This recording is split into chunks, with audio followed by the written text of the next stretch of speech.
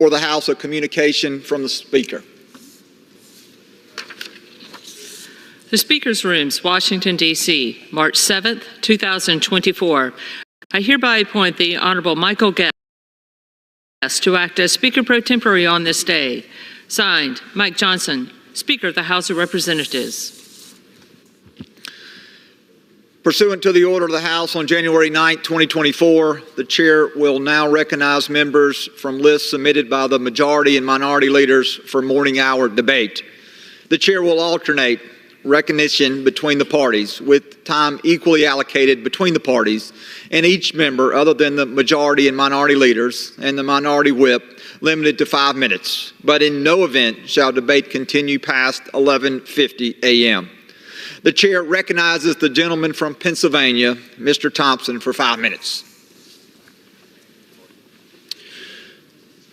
Thank you, Mr. Speaker. Mr. Speaker, I rise today to recognize and congratulate Samuel Hunsberger of Licking Creek, Pennsylvania.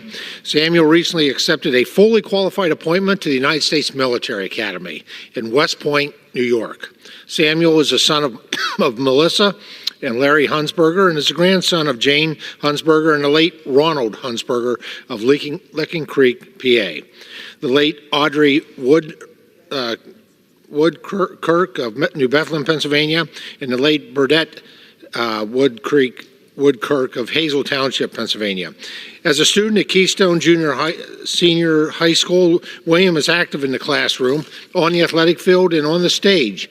He is a member of the student government, a 3-year varsity football player, and member of the marching band. Outside of school, Samuel is a volunteer firefighter for Knox and Callinsburg Licking Township companies. I would like to congratulate Samuel for his commitment to service and wish him the very best of luck as he embarks on this exciting new phase of life at West Point. Mr. Speaker, I rise today to recognize and congratulate Eric Clark of Howard, Pennsylvania. Eric recently accepted a fully qualified appointment to the United States Naval Academy in Annapolis, Maryland. Eric is the son of Amy and Benjamin Clark. He's the grandson of Yolta and Eric Clark of Warriors Mark, Pennsylvania, and Ann and William Welsh of Rixford, Pennsylvania. Eric is a senior at Baltimore Area High School, where he has excelled in and out of the classroom. As a captain of the varsity football and wrestling team, Eric is a strong leader. He also serves as senior class president and is a member of the National Honor Society. Eric has a clear passion for service and is a great example of what leadership looks like. Best wishes in Annapolis, Eric. I look forward to seeing all that you achieve. Mr. Speaker, I rise today to recognize and congratulate Jude Sterling of Millmont, Pennsylvania. Jude accepted a fully qualified appointment to the United States Air Force Academy in Colorado Springs, Colorado. Jude is a senior at the Meadowbrook Christian School. He's the son of Jason and Ann Rischel and the grandson of Shirley O'Brien and Harry Van Sickle of Lewisburg, Pennsylvania, and Kathy and Carl Baskin of Sugar Hill, Georgia. Jude is an active member of the Civil Air Patrol, where he has served in a variety of leadership positions. He is also a student pilot and a member of the cross-country and track and field team. His commitment to service is an inspiration to us all. I'm confident that Jude's experience in and out of the classroom will serve him well as he looks forward to this exciting new phase of life. Jude, thank you for your commitment to our nation, and best of luck in Colorado Springs. Mr. Speaker, it was an honor to nominate these young men. Their dedication to serving our country is inspirational, and I look forward to seeing their successes in the years to come. Thank you, Mr. Speaker. And again, and to all of them, thank you all again for their commitment to the nation. Thank you, Mr. Speaker, and I yield back the balance of my time. The Chair recognizes the gentleman from Illinois, Mr. Quigley, for 5 minutes. Thank you, Mr. Speaker. Mr. Speaker, a century ago, the philosopher George Santayana wrote that those who cannot remember the past are condemned to repeat it. Today, in America, we are faced with this very dilemma. We are seeing attempts by the ultra-conservatives to rewrite history and cater to those uncomfortable with an evolving world, uncomfortable with our country's original sin. In these cases, it's no longer a matter of forgetfulness, but a deliberate effort to ignore the past or alter it to suit their own political gain. If we allow this altering to take hold, are we not doomed in our pursuit of a more perfect union? It's part of the overall goal by the former president and the MAGA movement. This movement rejects the idea that history is complex, and in the process casts aside efforts to reckon with it. Former President Trump and his followers would prefer to simplify things for an audience afraid of a changing world. And in so doing, Trump and his loyal followers refuse to accept the existence of complexities and contradictions in our shared story. It's why Donald Trump so staunchly defended Robert E. Lee, not because Trump has a grasp on history, but because Lee represents a vision of the past some would like to reclaim. They would rather paint a vision of our story unsullied by racism, suppression of women's rights, or violence against indigenous people. Even the definition of patriotism has been corrupted. But patriotism isn't about ignoring the realities of our wrongs. It's about recognizing them and vowing never again, trying to make things better. But this approach fails to coexist with the MAGA agenda. We've seen others claim the Great Replacement theory is not a white supremacist conspiracy theory, but a goal of the Democratic Party. Sadly, this battle is also playing out prominently in our educational institutions. Governors in red states have implemented civic standards that whitewash history rather than providing students with a full understanding of our nation's founding. One prominent governor defended his state's African American history curriculum standards, claiming some enslaved people developed skills that could, quote, be applied for their benefit. Our nation's messy history and our present flaws don't serve the MAGA goals and certainly don't empower them. They would rather rewrite the past than change the future, because if they accept the truth, that would be relinquishing power. After all, it's power and the desire to retain it that drives this movement. Donald Trump lying to his followers about the results of the 2020 election was about holding on to power. To suggest enslaved people potentially benefited from slavery is about power, even suggesting that it's immigrants who are, quote, poisoning the blood of our nation is about power. All this stokes fear, division, and ultimately violence. It also suggests to our allies and our adversaries that we cannot be accountable for our wrongs.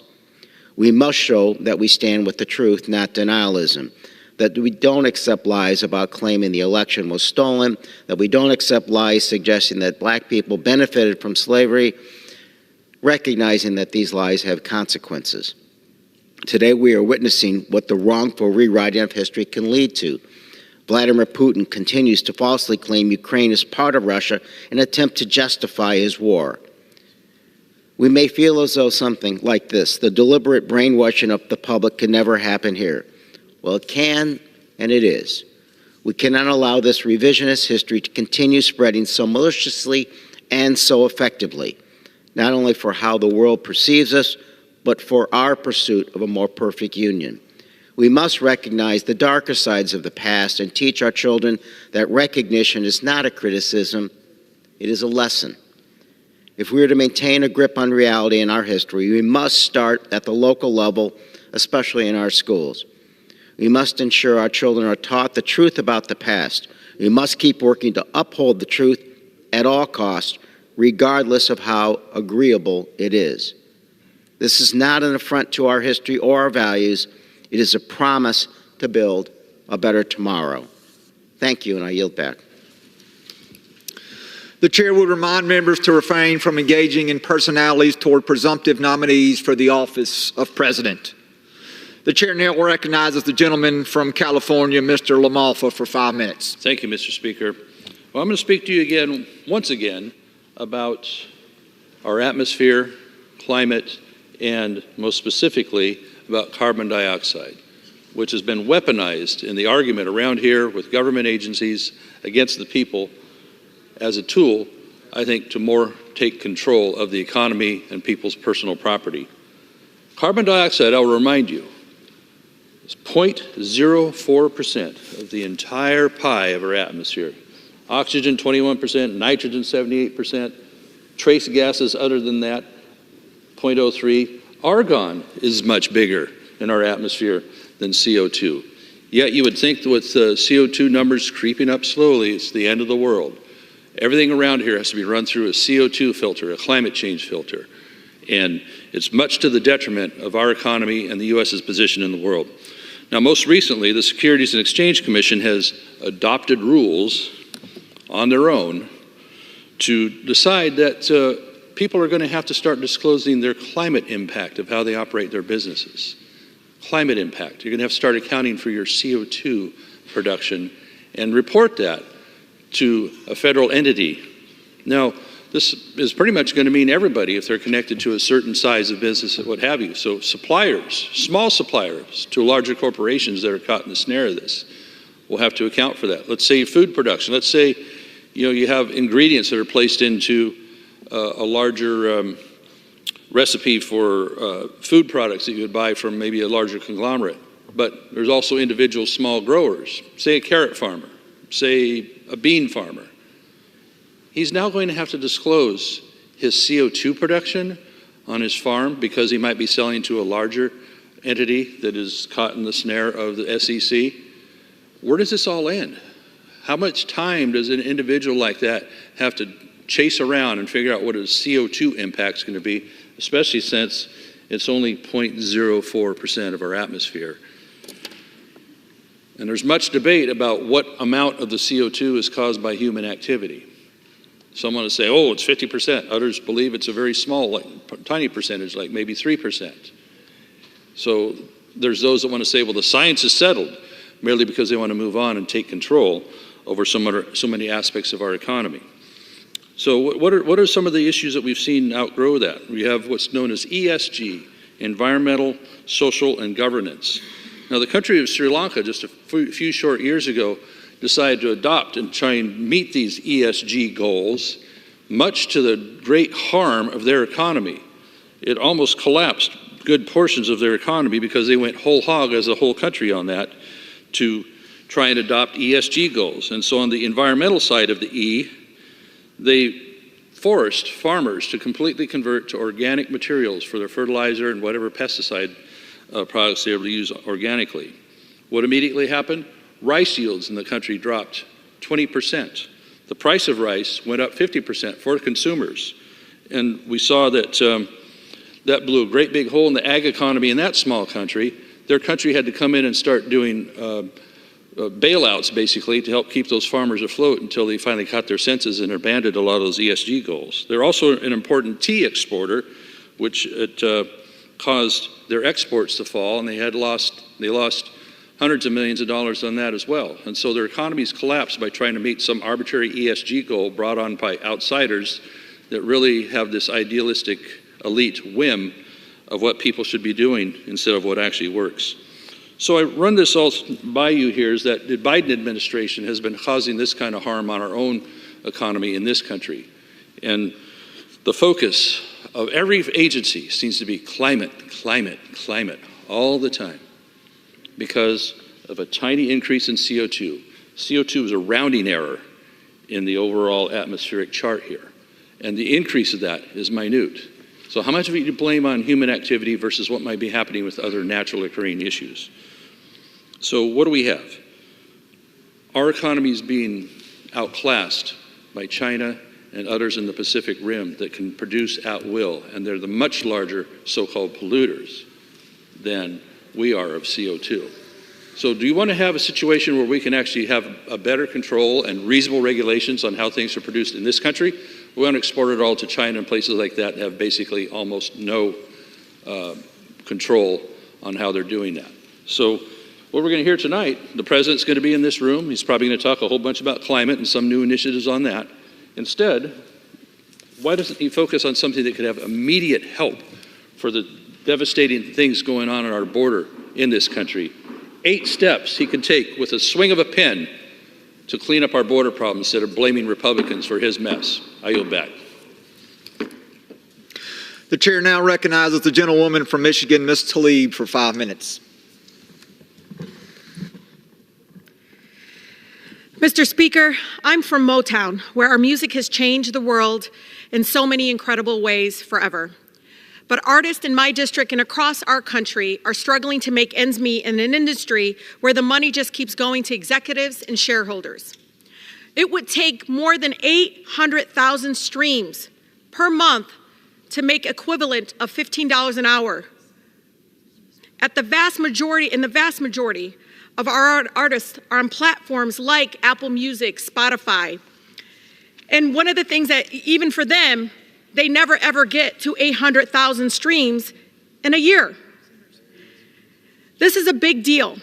Streaming now represents 84% of recorded music industry's revenue in the United States. But most of the artists who bring joy to our lives and culture aren't seeing any of it. The Living Wage for Musicians Act, which I introduced with Representative Bowman, would change that by creating a new fund that aims to pay artists at least 1 penny per stream. The bill will completely reform the music industry, supporting much more diverse set of artists, enabling more recording and touring, and sending a ripple effect throughout local economies by supporting professionals throughout the music industry. I truly encourage my colleagues to learn more about this, co-sponsor the bill, and help change artists' lives forever.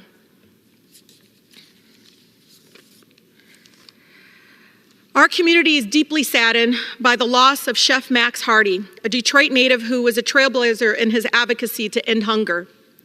Chef Max was the owner of Rosedale Park Neighborhoods Restaurant River Bistro, Co-op Caribbean Fusion inside Detroit Shipping Company, and Jed's Detroit on 7 Mile Road. He founded the One Chef Ken 86 Hunger Foundation, a nonprofit organization that fights against hunger and raises awareness about food insecurity. The New York Times named Hardy one of 16 Black chefs changing food in America in 2021. Chef Max also co-wrote the Marley Coffee Cookbook with Rohan Marley, Bob Marley's son, and was featured on the Food Network. He was a champion in inspiring young people in Detroit, teaching them fundamentals of conscious cooking. On behalf of the 12th Congressional District, we send our love and condolences to Chef Max's 2 daughters and his family. He truly will be missed. I want to recognize the remarkable work of the Detroit Rescue Mission Ministries, as they recently celebrated 115th year anniversary of service to our residents. For over a century, Detroit Rescue Mission has been a beacon of hope, providing food, shelter, services to those in our community that are most vulnerable. Detroit Rescue Mission was founded by David Stuckey on February 14, 1909. The mission began as a soup kitchen with a mission to find permanent solutions for our most vulnerable residents in the city of Detroit. Detroit Rescue have worked tirelessly to rebuild hundreds of thousands of lives destroyed by addiction, homelessness, and poverty. I'm so grateful for the work of the Detroit Rescue Mission, for their incredible leadership in our community, and I'm looking forward to witnessing all they will continue to accomplish in the years to come. Thank you. The chair recognizes the gentleman from the great state of Kansas, Mr. Mann, for 5 minutes. Thank you, Mr. Speaker. I rise today to discuss the challenges that America is facing and identify ways we can restore order in this country. Tonight, President Biden will join us in this very chamber to address the nation. I'm hopeful that he will speak to the real issues before us and detail how he plans to work with House Republicans to get America back on track. The southern border, inflation, international debt, and the weaponization of the federal government need his immediate attention. Since last year, House Republicans have passed legislation after legislation to secure our southern border, reduce and reprioritize federal spending, and end the weaponization of the federal government. We passed H.R. 2 to finish the border wall, increase the number of Border Patrol agents, protect unaccompanied children from human trafficking, and terminate catch and release. Since President Biden took office, there have been more than 8.5 million illegal crossings. That's almost 3 times the population of Kansas, including known criminals and terrorists are on that list. Just last month, the nation was horrified by the brutal murder of Laken Riley by an illegal immigrant. Despite the illegal immigrant's criminal history in the United States, failed liberal policies allowed him to stay here, and an innocent young woman from Georgia paid the price. Now that President Biden has visited the real southern border and witnessed the crisis he created, he should work with House Republicans to secure our southern border. We passed legislation to limit future government spending, reclaim $200 billion of unaccounted for COVID dollars, and promote pro-growth energy and economic policy. While the White House says inflation is cooling, those of us in middle America still feel the weight of Washington's spending problem. Our national debt has surpassed $34 trillion. Diesel is well over $3.60 a gallon in Kansas. Americans' paychecks are grossly overtaxed, and Washington Democrats pretend that the president has a no-limit credit card. This is no way to govern. It's irresponsible, it's fiscal insanity, and President Biden should work with House Republicans to rein in inflation and our national debt. We passed legislation that ends the weaponization of the federal government. We're working to hold the U.S. Department of Justice accountable to applying justice equally, and we're pushing the U.S. EPA to fully implement U.S. Supreme Court's ruling that EPA's Waters of the U.S. rule is unconstitutional. We are working to reduce the number of executive orders that the Biden administration uses to the force of law. We're standing for the unborn and fighting the radical agenda that promotes federal funding for abortions. In the big first, we know that the right to life is a right from God, not from the government. That right deserves to be protected. President Biden should work with House Republicans to end the weaponization of the federal government once and for all. I hope that President Biden will also discuss how we will work with us to enact a strong farm bill that will protect and strengthen crop insurance, incentivize agriculture trade opportunities, promotes global food security, supports agriculture research, and reflects the needs of the American farmer, ranchers, and agriculture producers who work to feed, fuel, and clothe the world. I hope that he will address the importance of our country's energy independence, our fight against China, and a strong Second Amendment. The list goes on and on. When the president joins us here tonight, he has the opportunity to share with Kansans and Americans his plan to tackle these challenges head on. Mr. Speaker, I'm optimistic that our greatest days are yet to come. Those days require us to get America back on track. Thank you, Mr. Speaker, and with that, I yield back. The chair recognizes the gentleman from California, Mr. Garcia, for 5 minutes. Mr. Speaker, I ask unanimous consent to revise and submit remarks. Without objection.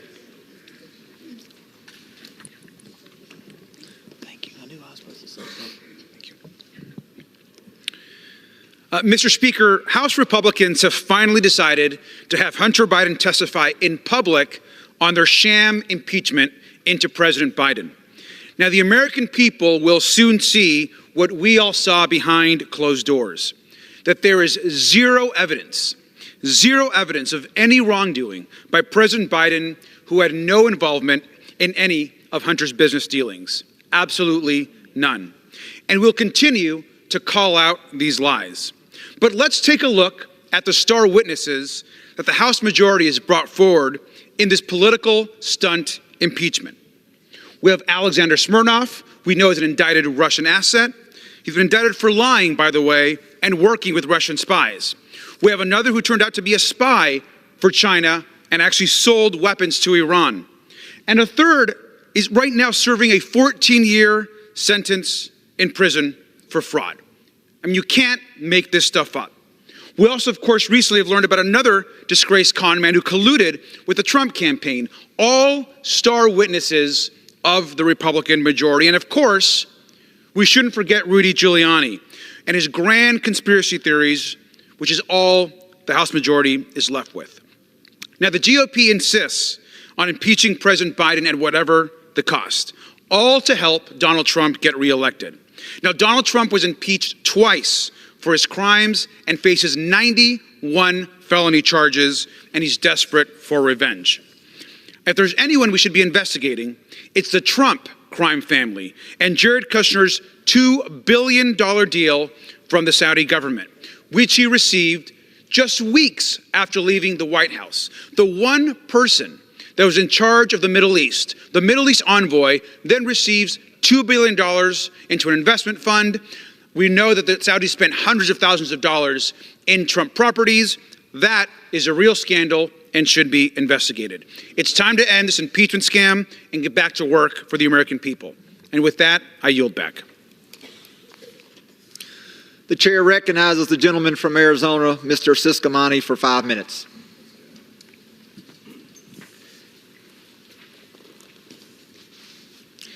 Mr. Speaker, I rise today to honor the life of Jose Samaniego, who passed away in 2017, far too early at the age of 33. Jose was a firefighter for the Golden Ranch Fire District and remembered for his passion for community service. Jose Samaniego also served on the board of the North Tucson Firefighters Association, Local 3832, working to better the community through fundraisers for local foster families. Jose began his career as a wildland firefighter and member of the Ava Valley Fire District before going to Raytheon Missile Systems. In 2012, Jose went to work for Golden Ranch, where he became a member of the Special Operations Team. Beyond his firefighter achievements, Jose was a devoted husband to Serena and a loving father to 4 children, Andres, Alicia, Adam, and Annabella, who I had the pleasure of meeting recently and was impressed with their drive and their dedication. They have bright futures ahead of them, knowing that they proudly carry the legacy of their dad. In honor of Jose, the North Tucson Firefighters Association started the annual Jose Samaniego Memorial Archery Tournament and Barbecue Challenge. I was honored to attend this event this past Saturday, on March 2nd, and had the opportunity to meet his entire family and experience firsthand the event as a fitting tribute to the passion that Jose had for his community and also his fire family, as well as his love for the outdoors. Jose Samaniego remains a true hero in the hearts of the greater Tucson community and the residents of my district. We extend our gratitude for his dedicated service and are eternally thankful for his contributions.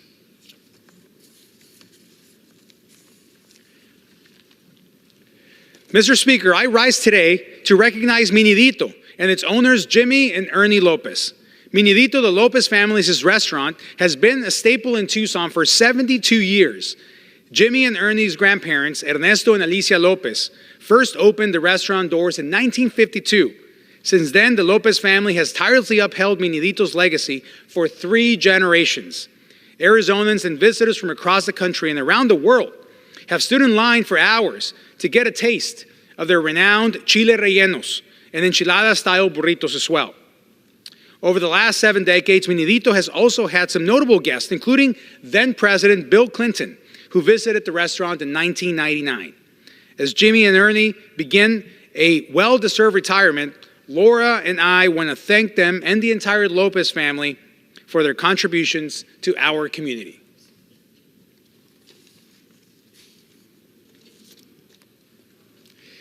Mr. Speaker, I rise today to congratulate the South Point girls basketball team for winning the 4A state championship.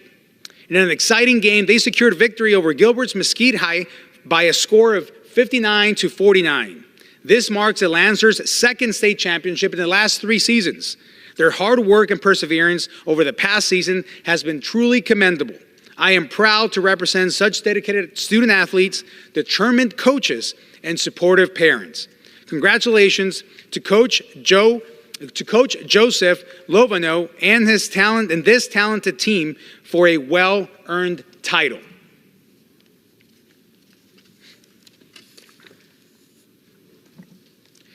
Mr. Speaker, I rise today to recognize retiring Border Patrol agent Michael Hyatt. Mr. Hyatt currently serves as the agent in charge at the Brian A. Terry Station near Naco, Arizona. He will retire later this month, ending a 28-year career with Border Patrol. After joining in 1996, Michael spent the majority of his time with Border Patrol in Arizona, with 11 years at the Naco Station. His work as agent in charge has been praised by Cochise County residents, specifically for his tireless community outreach and strong relationship with ranchers. As Michael prepares for a well-deserved retirement, I want to personally thank him for all his hard work. And with that, I yield back. The chair recognizes the gentleman from North Carolina, Mr. Davis, for 5 minutes.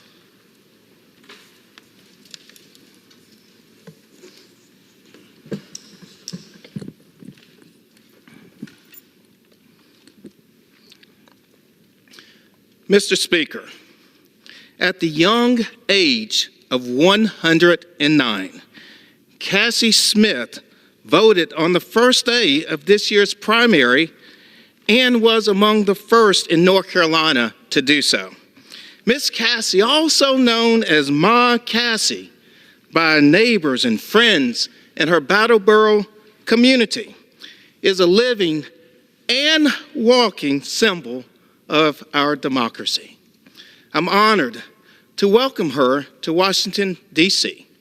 as my special guest to the State of the Union. When I visited the Smith home to invite her, in response, Ma Cassie smiled brightly and said, "I'm blessed. I thank God every day." Her faith drives her, and she wholeheartedly believes in the importance of fulfilling her civic duty. And what a reminder as we commemorate Bloody Sunday. Miss Cassie traveled by airplane, which was the first time she has flown. And she said this was an item on her bucket list. At 109, why not? I'm glad to let Eastern North Carolina and the American people know that Delta Flight 5310 has landed and Miss Cassie is here in Washington, D.C., safe and sound, with her son Frank and caretaker Faye. Miss Cassie, you can check that one off your bucket list. From working on the farm, turned maid, and now a special guest at 109 years old. What an American story and inspiration. Her presence at our nation's capital embodies the very essence of why we have the opportunity to assemble and our democratic values. Mr. Speaker, it's indeed with great honor I share Miss Cassie Smith's story and yield back. The chair recognizes the gentleman from the great state of Tennessee, Mr. Rose, for 5 minutes.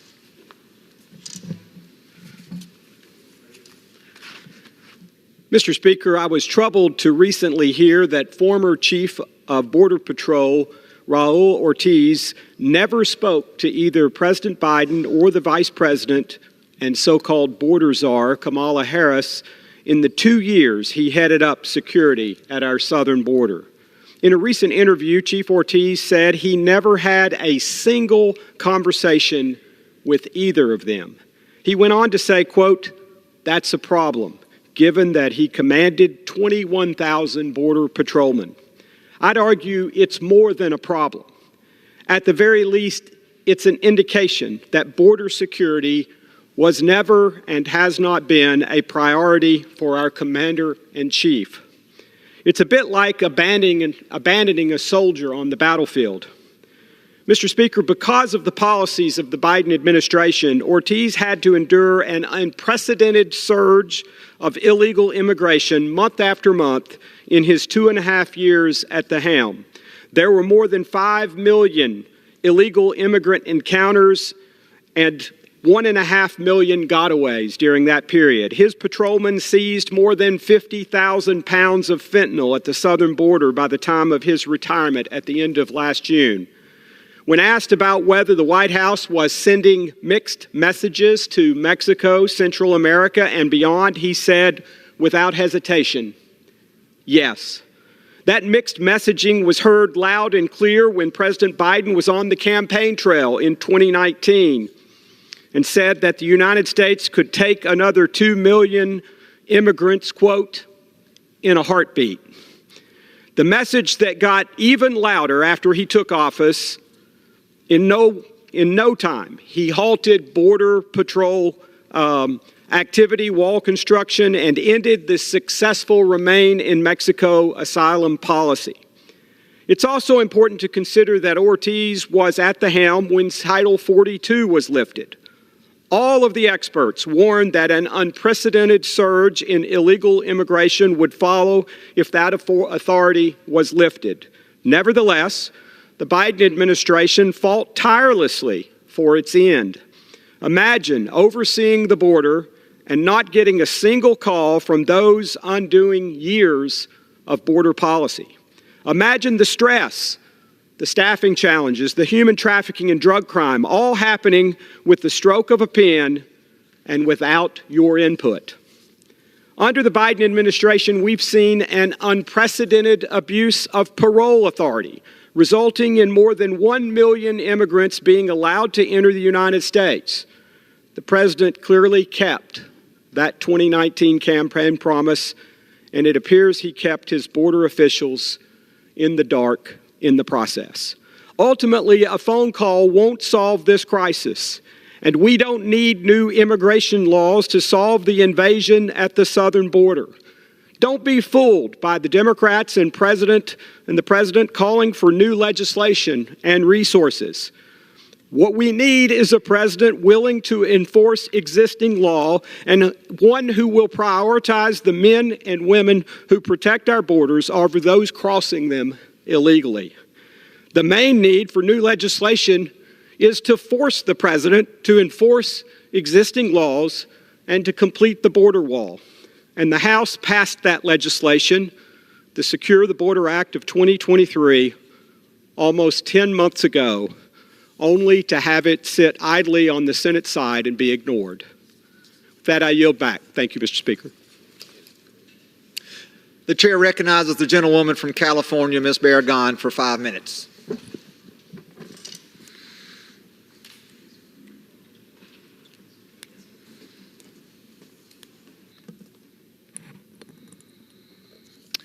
Mr. Speaker, I rise today to recognize my guest for State of the Union. He is a leader in the fight to make health care more affordable and equitable. Fat Joe is a Grammy-nominated artist, entrepreneur, and philanthropist. He is also a partner with Power to the Patients to advocate for healthcare price transparency. Confusing health information, language barriers, and lack of insurance are challenges that make our healthcare system difficult to navigate, especially for communities of color.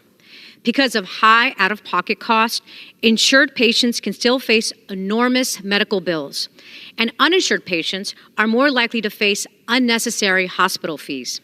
Healthcare is the only service where someone does not know the cost until after you purchase it, until after receiving the healthcare services. We must remove barriers that restrict families from getting care, including knowing your cost upfront.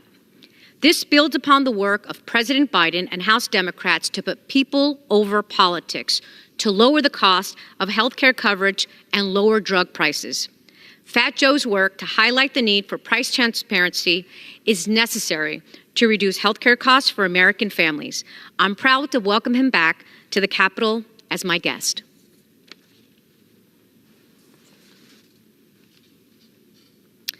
Mr. Speaker, I rise to applaud and support the full funding of WIC in the fiscal year 2024 budget.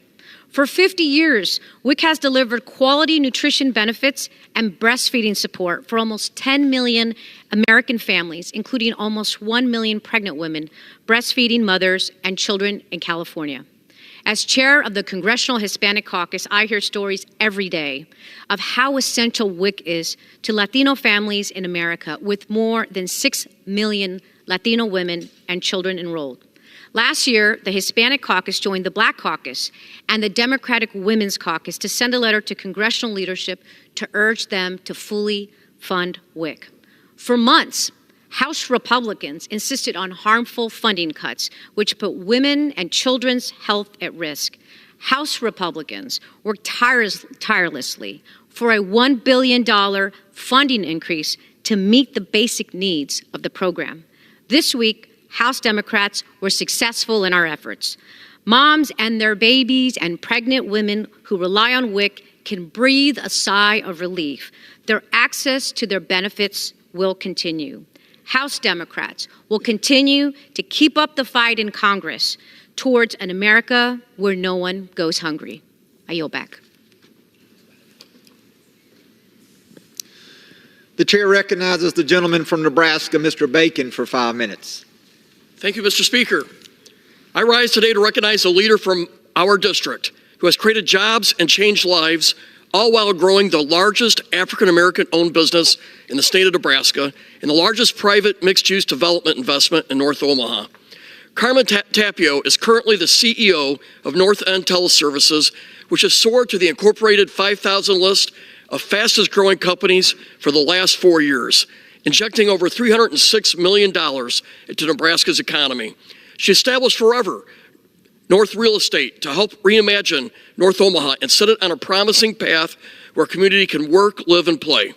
Her leadership is helping to reduce poverty, unemployment, and is changing the trajectory of families for generations to come. Through developing the only Department of Labor registered apprenticeship for her industry, micro-credentialing, and bringing people up through the organization, she's growing her own workforce and leadership. Wanting to empower black women across the state, Carmen ignited the formation of Nebraska Black Women United with a few phone calls, her own humble take on its formation. Today, over 800 women belong to the purpose-driven organization and continue to fan the flames of growth and support for black women. In addition, she founded the Network Spot, a premier co-working space nestled in the heart of the North Omaha community. The Network Spot exists for collaboration and to nurture the ingenuity of brilliant entrepreneurial minds. Tapio lends her expertise by serving on various for-profit and nonprofit boards. She serves as the chair of the Greater Omaha Chamber of Commerce Board of Directors, the Omaha Zoological Society Board of Directors, the Federal Reserve Bank of Kansas City's Omaha Branch Board of Directors, Werner Enterprises Board of Directors as the chair of the ESG Committee, the Peter Kiewit Foundation trustee, the Ewing Marion Kaufman Foundation Board of Trustees, the University of Nebraska Trustee Foundation, and the Nebraska Medicine Board Finance Committee, just to name a few. This Women's History Month, she was recognized by the Governor of Nebraska and the Nebraska Land Foundation as the 2024 Distinguished Nebraska Lander. She is the 2023 Inspire Awards Woman of the Year, 2022 Inspire Woman of the Year for Large Business, and the 2022 USA Today Nebraska Woman of the Year, the 2022 Omaha Business Hall of Fame inductee, and the 2022 Black Women Legacy Award, and the 2022 the Better Business Bureau Torch Awards, and the Forbes 2021 Next 1000, and the 2021 Greater Omaha Chamber of Commerce Excellence in Leadership Awards. She is incredible. Carmen's parents instilled in her and each of her 5 sisters that they could do anything they set their minds to. She says that foundation cultivated her strong belief in the human spirit and that anything is possible. This is what she endeavors to teach people as she and her organization works to help people create a vision for their lives to advance their economic independence and career path. Carmen and her husband Bob live with their dog Bella and enjoy traveling and gardening together. And with that, I yield back the remainder of my time. The chair recognizes the gentleman from Connecticut, Mr. Larson, for 5 minutes. Thank you, Mr. Speaker. I arise to speak about America's #1 anti-poverty program for the elderly and America's #1 anti-poverty program for children. That, of course, is Social Security. I want to commend President Biden. I commend him for putting forward the concept of making sure that Social Security is solvent into the next century and making sure that we expand benefits. And he did so by saying we do something that's very common sense and practical. We lift the cap on people making over $400,000. Now, most citizens probably don't realize that there's even a cap on Social Security.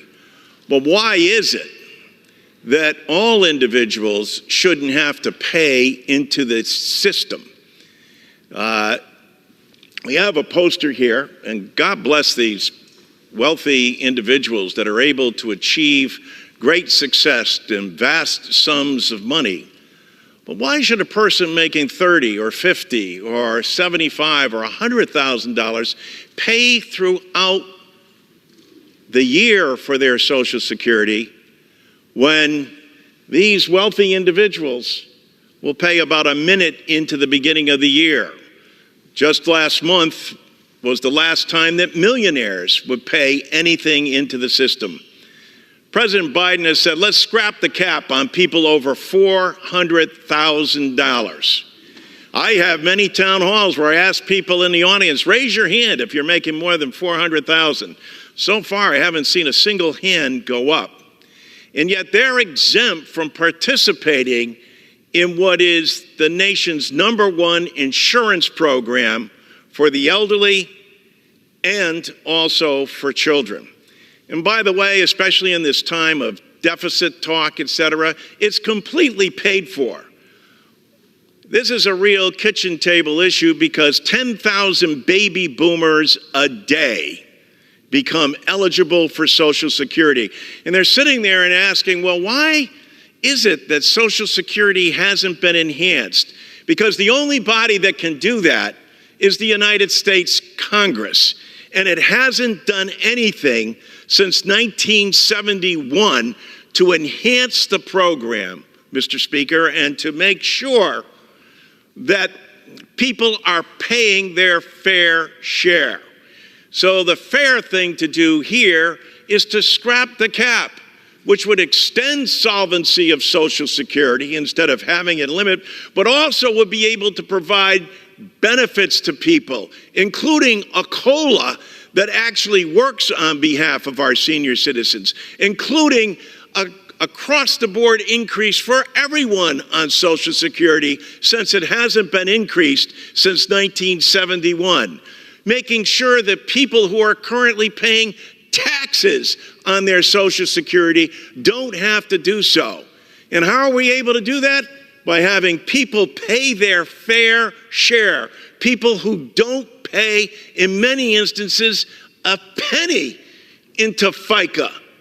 That is flat out wrong for the wealthiest nation in the world that has provided the benefits and the freedoms and the liberty that allowed these very successful people to succeed in the greatest country in the world. It's time for us, Mr. Speaker, to come together and address this for all Americans as we seek to close the wealth gap that exists in this country. For more than 40%, Mr. Speaker, of our fellow citizens, Social Security is the only benefit that they have. The only benefit that they have. And for these individuals to be exempt from having to pay into that system is absolutely wrong and unjust. That's why, again, I commend President Biden for standing up for all Americans and saying, no, we're going to scrap the cap. We're going to lift that cap on people paying over $400,000, making over $400,000. It won't even be an inkling for them to do this, but what it will do is provide us the opportunity to expand Social Security, to make sure that Social Security now goes into effect by eliminating WEP and GPO, that has wrongly penalized teachers and firefighters and police officers and their spouses and families from receiving the very Social Security benefits they deserve. And with that, Mr. Speaker, I yield back my time. The chair recognizes the gentlewoman from Illinois, Ms. Miller, for 5 minutes.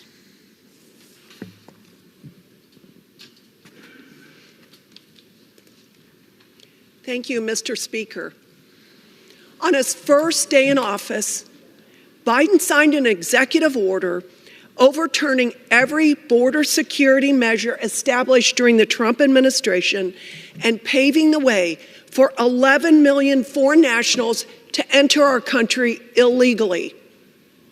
During the first 3 years of his administration, Biden consistently denied the border security crisis. Biden lied.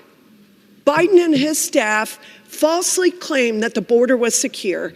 It is only now, after countless lives have been taken, that the Biden administration has admitted that there is a problem because they put politics ahead of the safety of the American people. The tragic murder of 22-year-old Georgia student Laken Riley is a direct consequence of Biden's failure to secure the border. The illegal immigrant from Venezuela who killed her should never have been allowed in our country. I grieve for Laken's family on their tragic loss. I cannot imagine the pain. No parent in our country should ever lose a child due to reckless border policies and soft on crime policies. Joe Biden and Kamala Harris have blood on their hands. They should say her name and apologize to her family. The primary responsibility of the government is to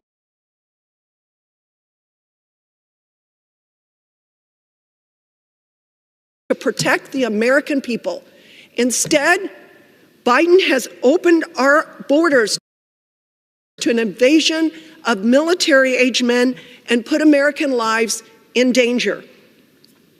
Today, we have the opportunity to vote for the Laken Riley Act to ensure that this never happens again. I urge my colleagues to vote yes, and I yield back. Members are reminded not to engage in personalities toward the president. The chair recognizes the gentlewoman from California, Ms. Waters, for 5 minutes. Thank you, Mr. Speaker. In less than 12 hours, President Biden will deliver his State of the Union address and lay out his top policy priorities for our nation. Last week, I sent the White House a request that the National Affordable Housing and Homelessness Crisis be included as part of the State of the Union address. And I was very pleased to hear this morning that housing will, in fact, be included in the address.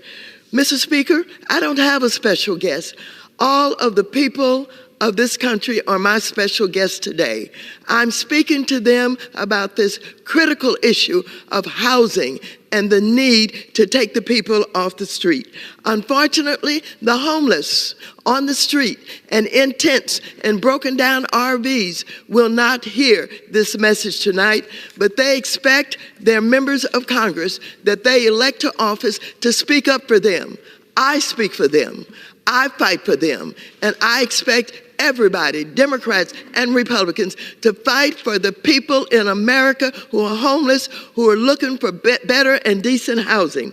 While the Biden administration has helped our nation achieve one of the strongest labor markets with record job creation and a record number of small businesses forming, we simply cannot talk about the state of our union without talking about the state of housing in this country.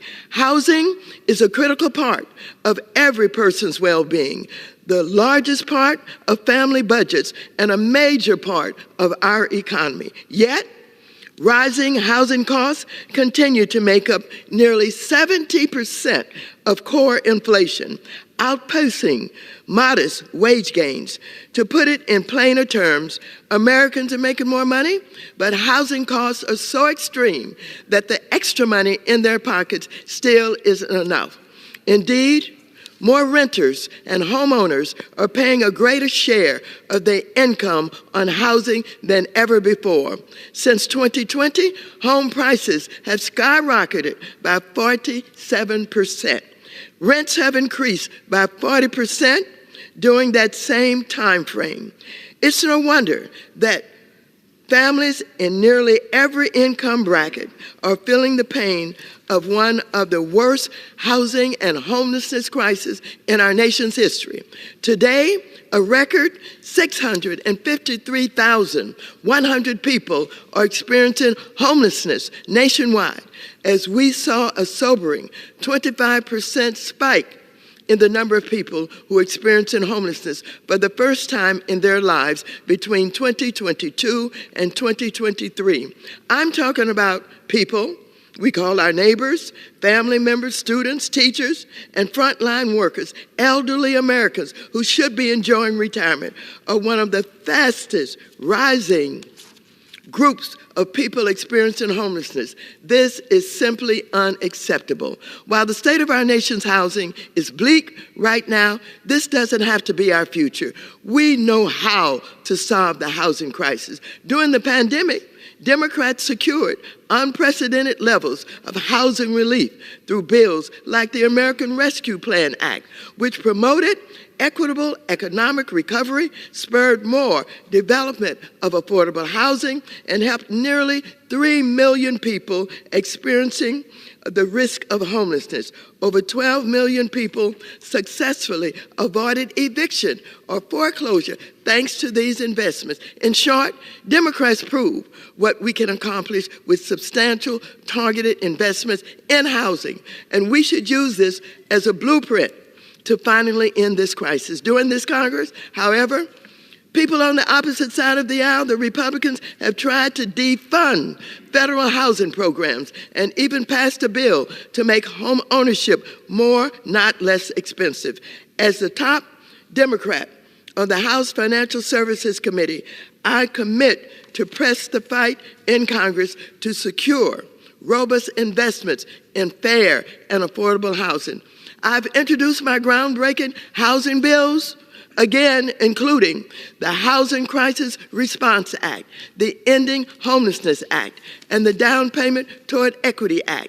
These bills would help create nearly 1.4 million affordable, accessible, and resilient homes, reduce housing costs, end homelessness, and revive the dream of home ownership for all. So I'm looking forward to hearing President Biden's State of the Union address, and I hope that housing is highlighted as a major policy and not just a passing mention. And so, Mr. Speaker and members, you're going to hear a lot about housing. I'm not going to give up on housing. I'm going to speak to every member of Congress about voting for housing to end this crisis. You can keep pounding. Gentlelady's time has expired.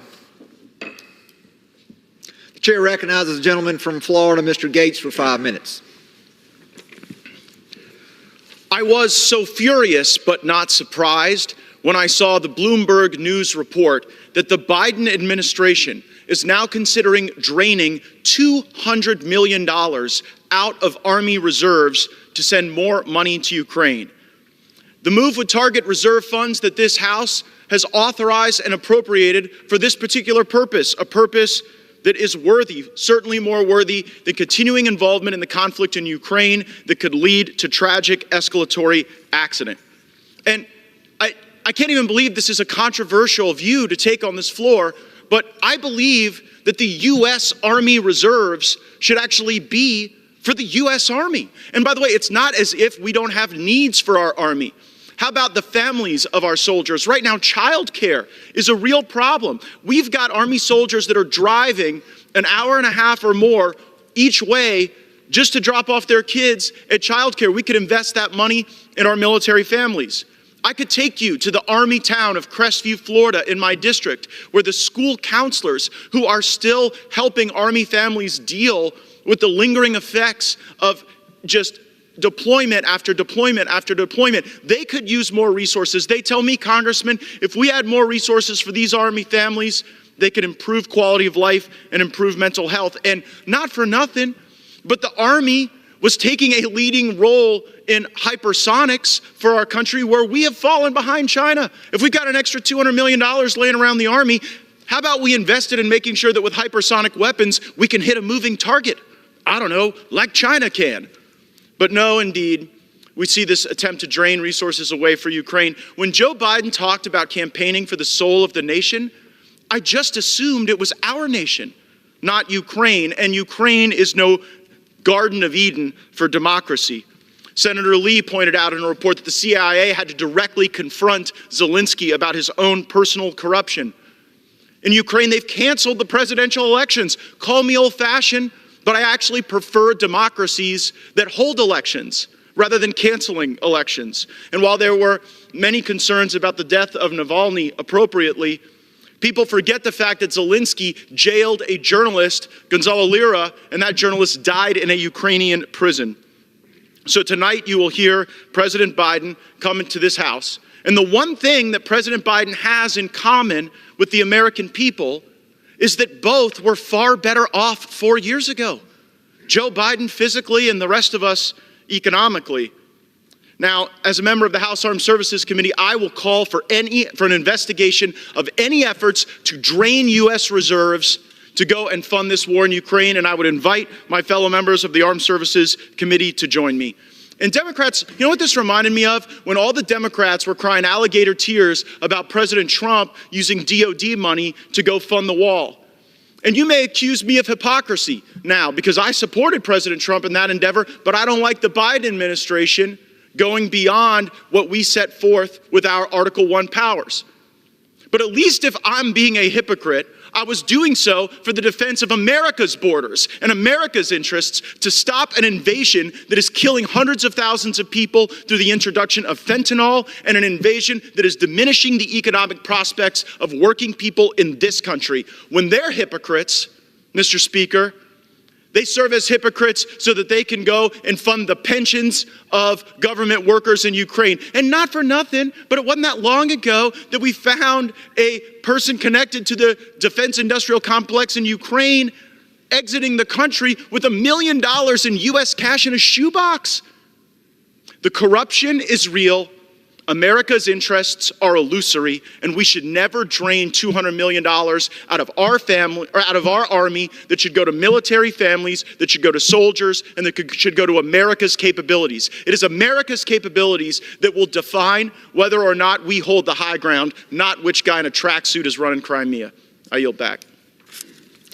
The chair recognizes the gentleman from Pennsylvania, Mr. Muser, for 5 minutes. Thank you, Mr. Speaker. Mr. Speaker, there are real concerns throughout our nation about the violence in our streets. There has been a failed social experiment on the part of the left that has resulted in high levels of crime.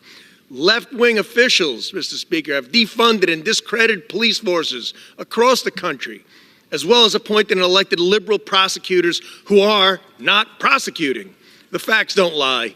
Here in Washington, D.C., the city has cut $100 million from the Metro PD's $600 million budget since 2017, and the prosecution rate of arrests in the nation's capital has been around 30% in recent years, whereas a short time ago it was upwards near 70%. So it should be no surprise that violent crime is soaring in Washington, D.C. Carjackings, for instance, were up more than 100% from last year, which was at an all-time high. But Philadelphia, New York, Chicago, they're all the same. Crime has gotten so out of hand in New York City, the governor just deployed 1,000 National Guardsmen to help secure the subway system.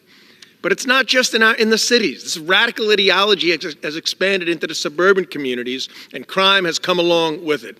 Just this week, I met with members of the Fraternal Order of Police. They shared with me their concerns about the rising anti-police sentiment and detailed the skyrocketing violence against law enforcement officers. Last year, Mr. Speaker, tragically, 378 police officers were shot in the line of duty, 46 of whom were killed. And this was up from 323 officers shot in 2022. Disgraceful. One piece of legislation to address these issues is my Holding Prosecutors Accountability Act, which has been endorsed by the National Police Association. It would force ideological prosecutors to do their jobs by mandating they prosecute at least 67% of violent crimes. If they don't, their jurisdiction will lose access to federal DOJ grant funding. It would also require prosecutors' offices to serve highly populated jurisdictions and publish their prosecution rate data. Americans deserve to know if their elected prosecutor is deliberately releasing violent criminals back onto the streets. And Mr. Speaker, this ideological social experiment starts at the top. Joe Biden and Vice President Harris have not shown support for law enforcement. It's that simple. Just look at their criticism of the border agents that were on horseback, who they accused of whipping migrants, despite knowing that that was categorically false. These border agents were doing their jobs. There was no whipping that took place. And when the truth finally came out, there was no apology from the White House.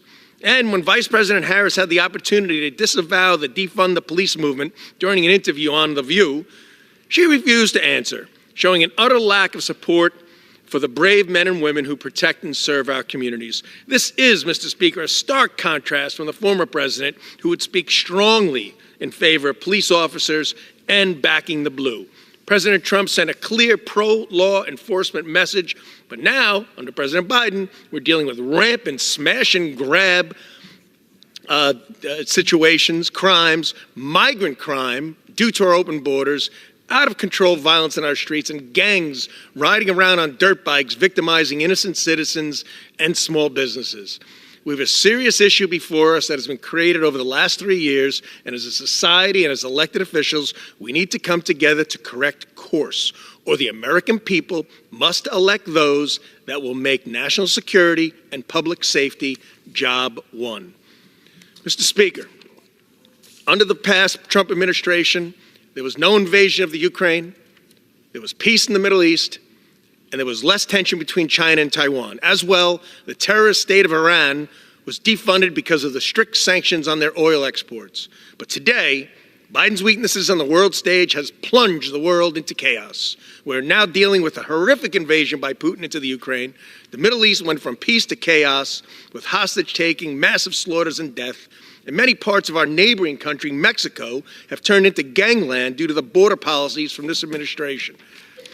Further, our relationship with China is one of disrespect, no respect.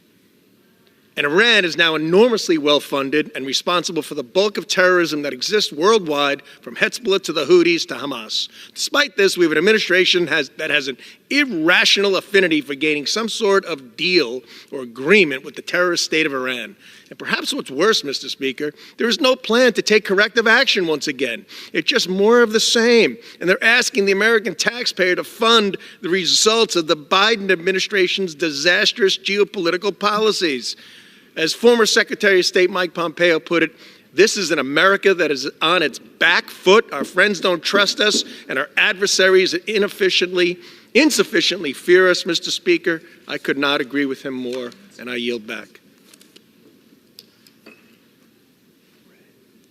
Pursuant to Clause 12A of Rule 1, the chair declares the House in recess until noon today.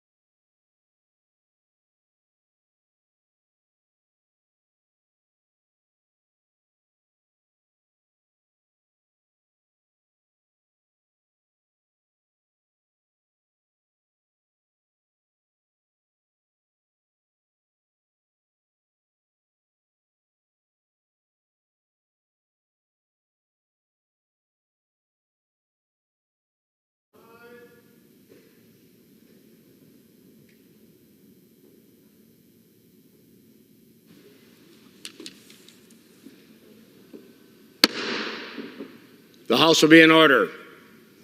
The prayer will be offered by Chaplain Kibben.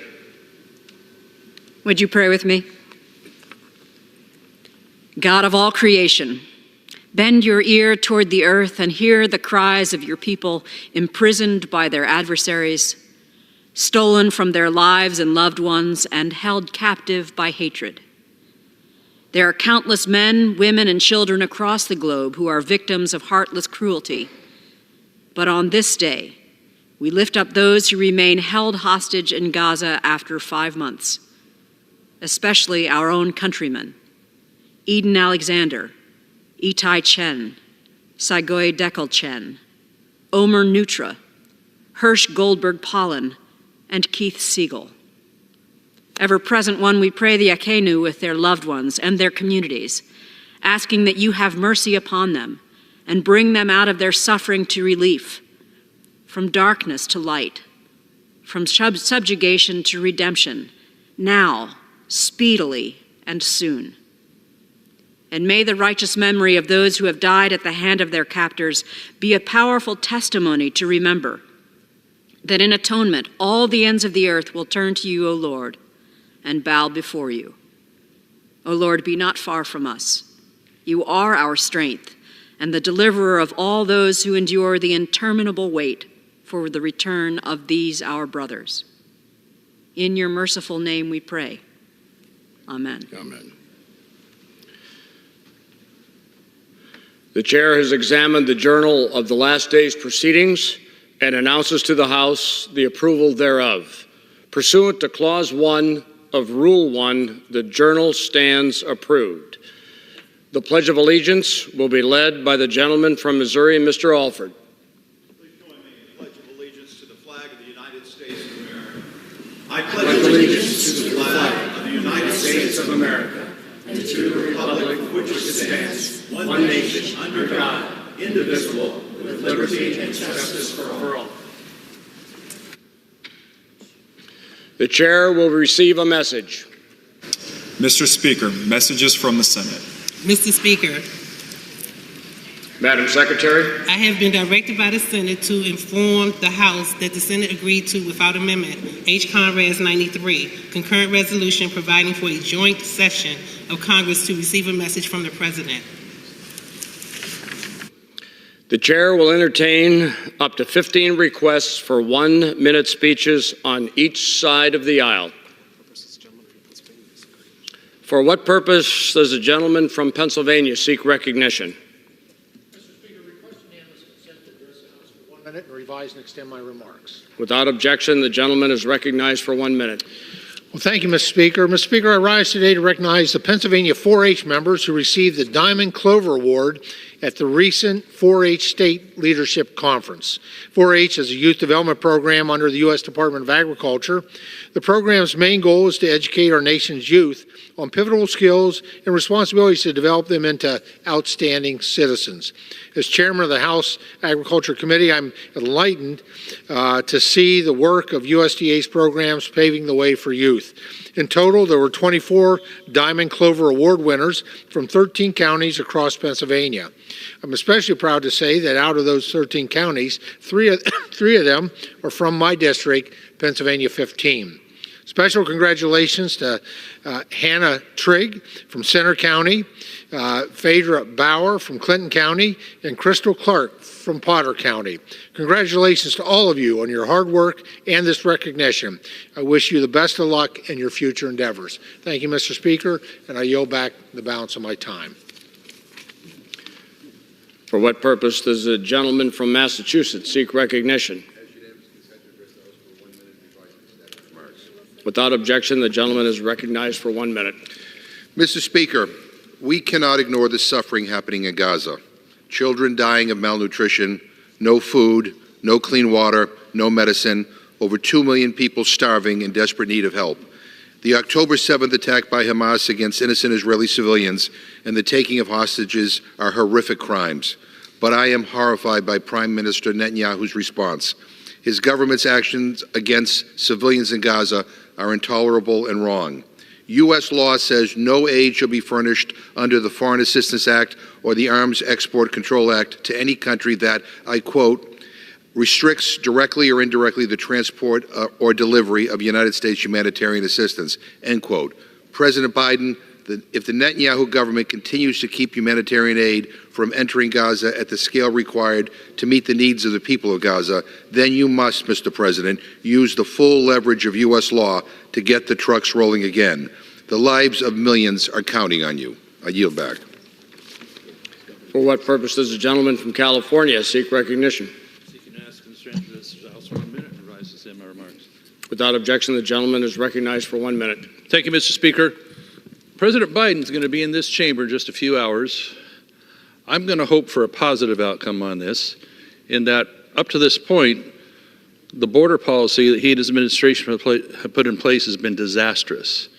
But of late, he's been blaming Republicans for that, for not passing a really bad idea that's come out of the Senate.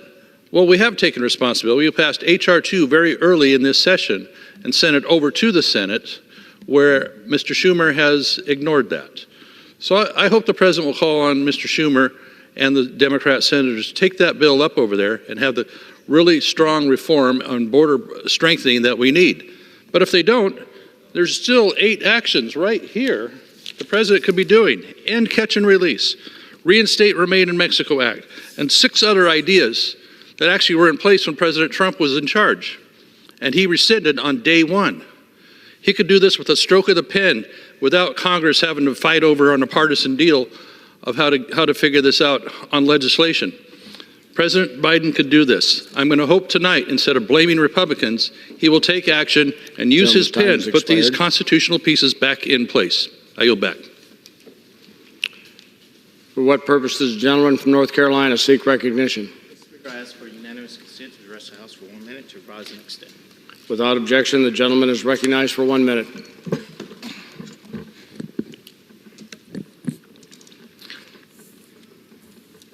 Mr. Speaker, Bridgestone is one of the largest industrial employers in Wilson County, North Carolina.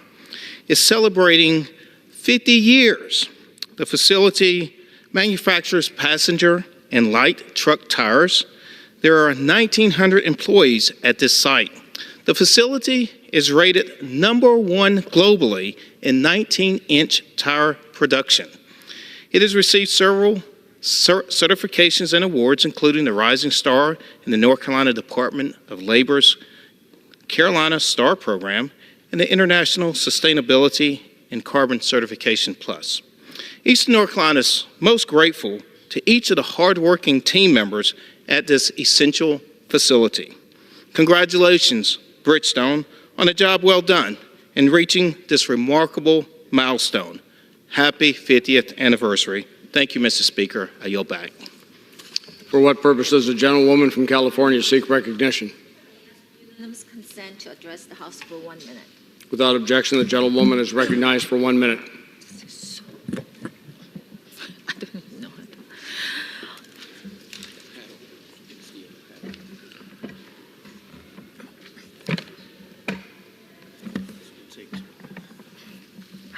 Thank you. Mr. Speaker, as someone who started my family with IVF, I understand how critical it is to so many families that want to have children. I believe all life is precious. Like many Americans, I'm pro-life with exceptions for rape and incest and the health and life of the mother. For years, political opponents have misrepresented my view, but families in my district know where I stand. Nothing is more pro-life than helping families with children, and I do not support federal restrictions on IVF. A recent court ruling prompted confusion about whether the Life at Conception Act bans IVF.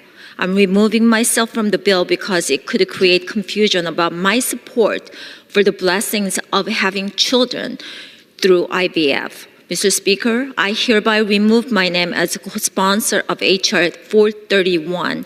I have been and always will be pro-life. The gentleman's request is granted. For what purpose does the gentlelady from Hawaii seek recognition? Mr. Speaker, I ask unanimous consent to address the House for 1 minute and to revise and extend my remarks. Without objection, The gentlewoman is recognized for 1 minute. Thank you, Mr. Speaker. When things go wrong, when disaster strikes, the first call most of us will make is 911. On August 8th, 2023, dispatchers at Maui's 911 call center were the ones that answered over 4,500 callers as they called in about the wildfires that were tearing through the island. Through it all, our Maui dispatchers were the first responders who answered the call.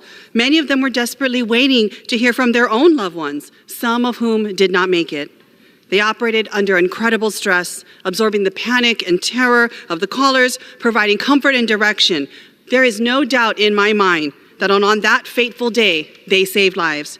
Last week, Maui's call center team received the 2023 Outstanding Call Center Award from the Next Gen 911 Institute. They are Maui strong, and they represent the very best of us. All those who answer the call when we need them most deserve to be recognized for what they truly are, first responders. That is why I am proud to co-sponsor the bipartisan 911 Saves Act, led by Representatives Torres and Fitzpatrick. In honor of all of our dispatchers, it is our turn to answer the call and pass the 911 Saves Act. Mahalo, and I yield back.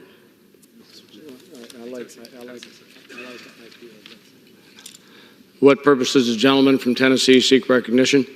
Ask unanimous consent to address the House for 1 minute and to revise and extend my remarks. Without objection, the gentleman is recognized for 1 minute. Mr. Speaker, the White House is attempting to downplay the threat that the wide open southern border presents to our national security.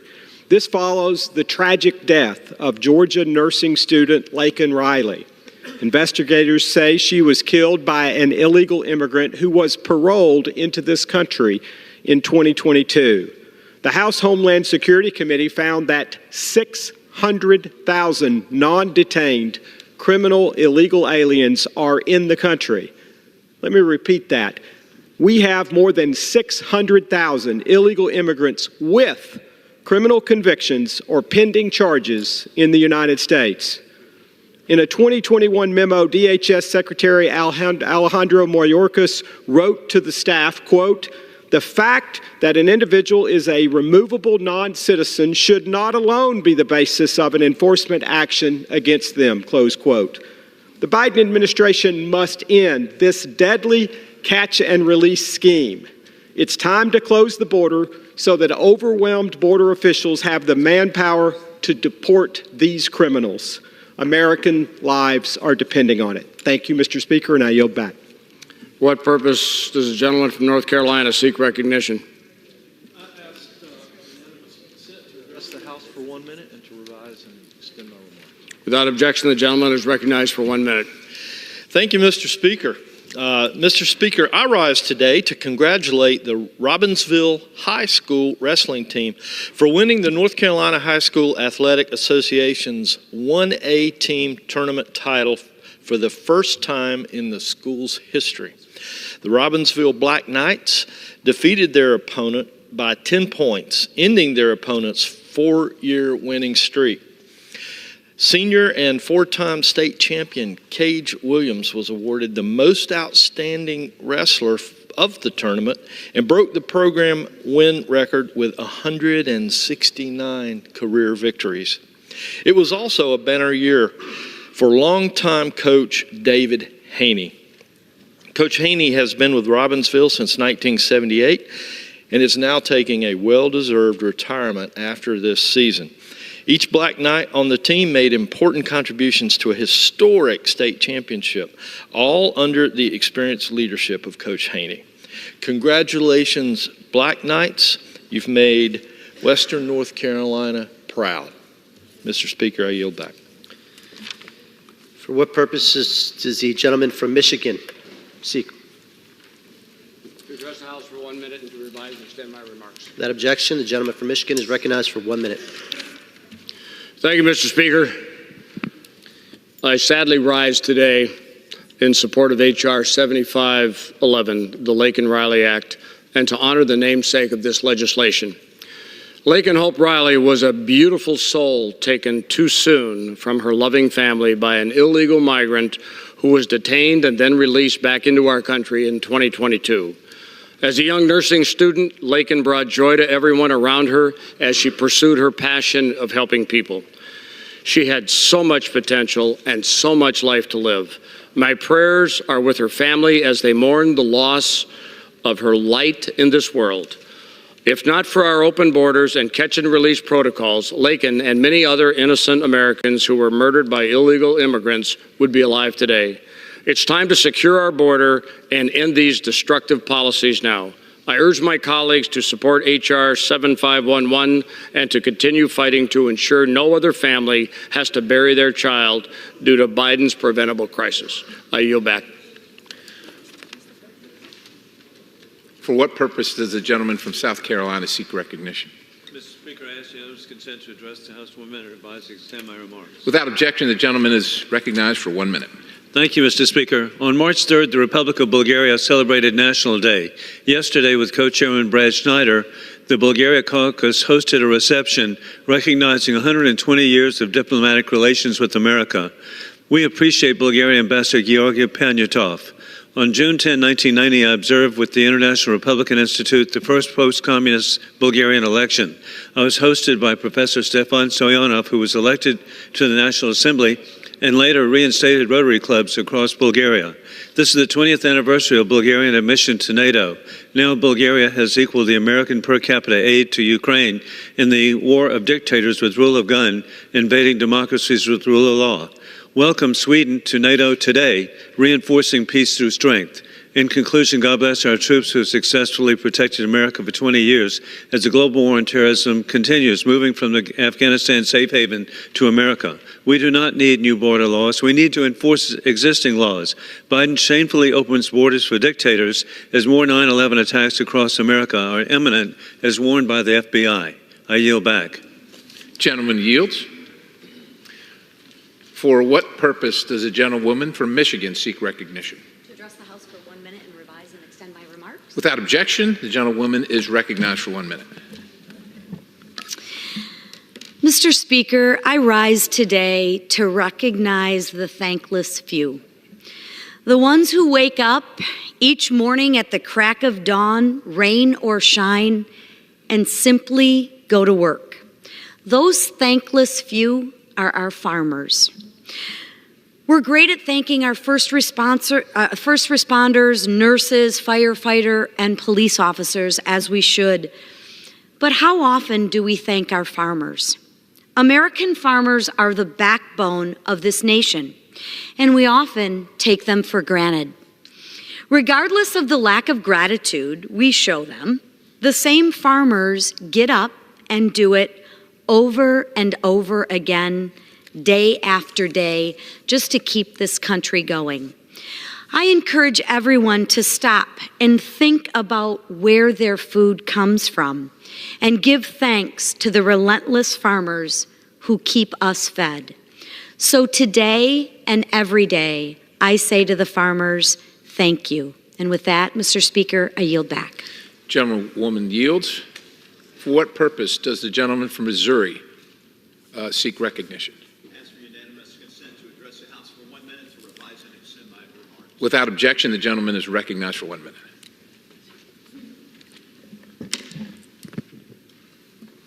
Well, Mr. Speaker, today I rise to recognize the Heartland Horseshoeing School in Lamar, Missouri, as our district small business of the month. Chris and Kelly Gregory opened the school back in 1995 and have since been leaders in teaching the craft of horseshoeing and blacksmithing. This school is more than just a business. It's a place where students from all over the world can learn a skill that's been very important for centuries. The Gregory's work is a reminder of how vital small businesses are to America. They're not just teaching a trade, they're keeping our heritage strong and helping our economy grow. And their reach goes far beyond our district, Mr. Speaker. Their YouTube channel shares their knowledge with more than 220,000 subscribers. Folks like the Gregory show us what we can do when we achieve with hard work and passion the dreams that make us great in America. So congratulations to Chris and Kelly Gregory.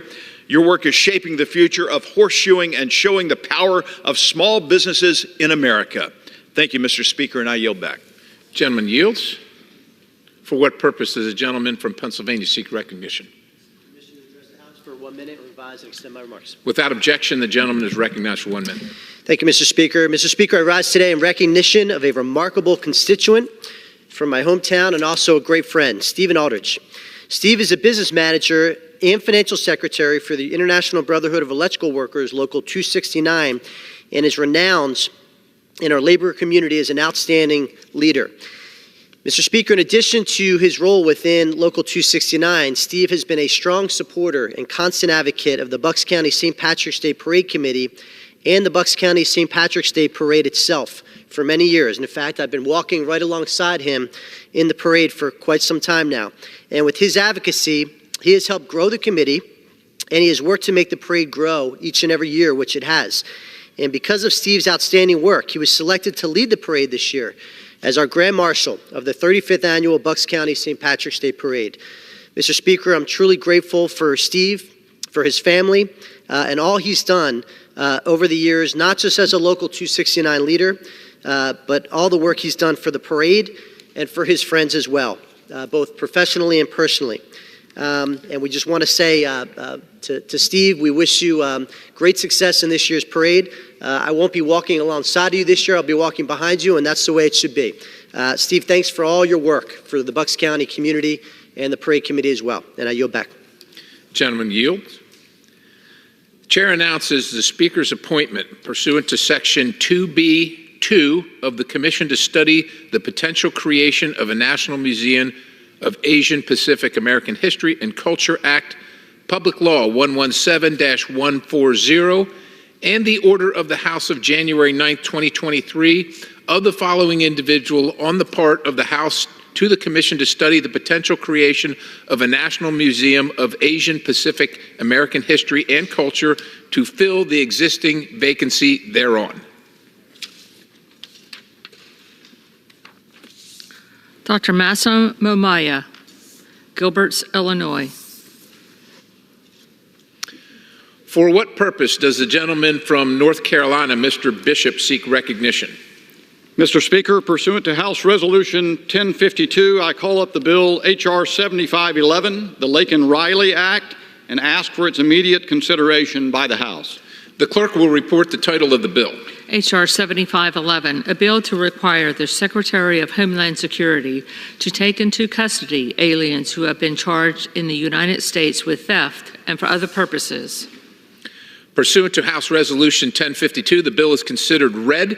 The bill shall be debatable for 1 hour, equally divided and controlled by the chair and the ranking minority member of the Committee on the Judiciary or their respective designees.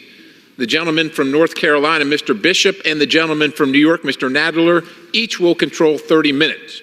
The chair now recognizes the gentleman from North Carolina, Mr. Bishop. Mr. Speaker, I ask unanimous consent that all members may have 5 legislative days in which to revise and extend their remarks and to insert extraneous material on H.R. 7511. Without objection. I yield myself such time as I may consume. The gentleman is recognized. Thank you, Mr. Speaker. Today, the House says the name Laken-Riley through H.R. 7511, the Laken-Riley Act. On this day 2 weeks ago, the life of a 22-year-old nursing student, Laken-Riley, a beautiful and vibrant young woman, came to an abrupt and shocking end, a totally unnecessary end, when she was abducted from her morning run around Lake Herrick Trail on the campus of the University of Georgia in Athens and brutally killed, beaten to death and to a state of disfigurement by a criminal alien whom Joe Biden and Alejandro Mayorkas were under legal obligation to detain. Laken's failure to return home alarmed her roommate, who called police. Police found her discarded body in the woods off the running trail, her skull crushed. Last Friday, Laken's parents laid their daughter to rest, their lives destroyed by the senseless and depraved actions of a criminal who should not have been here, and the callous indifference of the President and the Secretary of Homeland Security. Venezuelan Jose Ibarra illegally entered into our country across the southwest border in 2022. The Biden administration released him just like millions of others, paroled him into the country to roam wherever he pleased, rather than detaining him as the law required. Jose Ibarra roamed to New York City.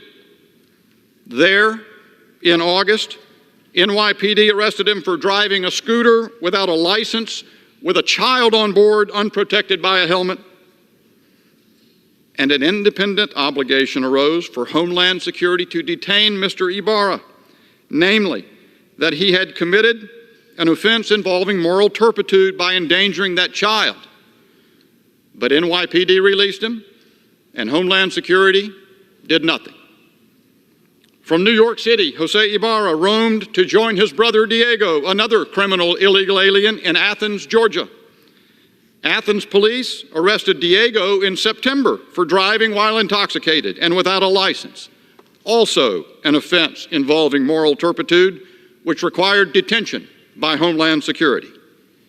But Homeland Security again did nothing, and Diego too was promptly released. In October, Jose and Diego joined forces to rip off the local Walmart, and it must have been quite something for them to be arrested for shoplifting in this day and age.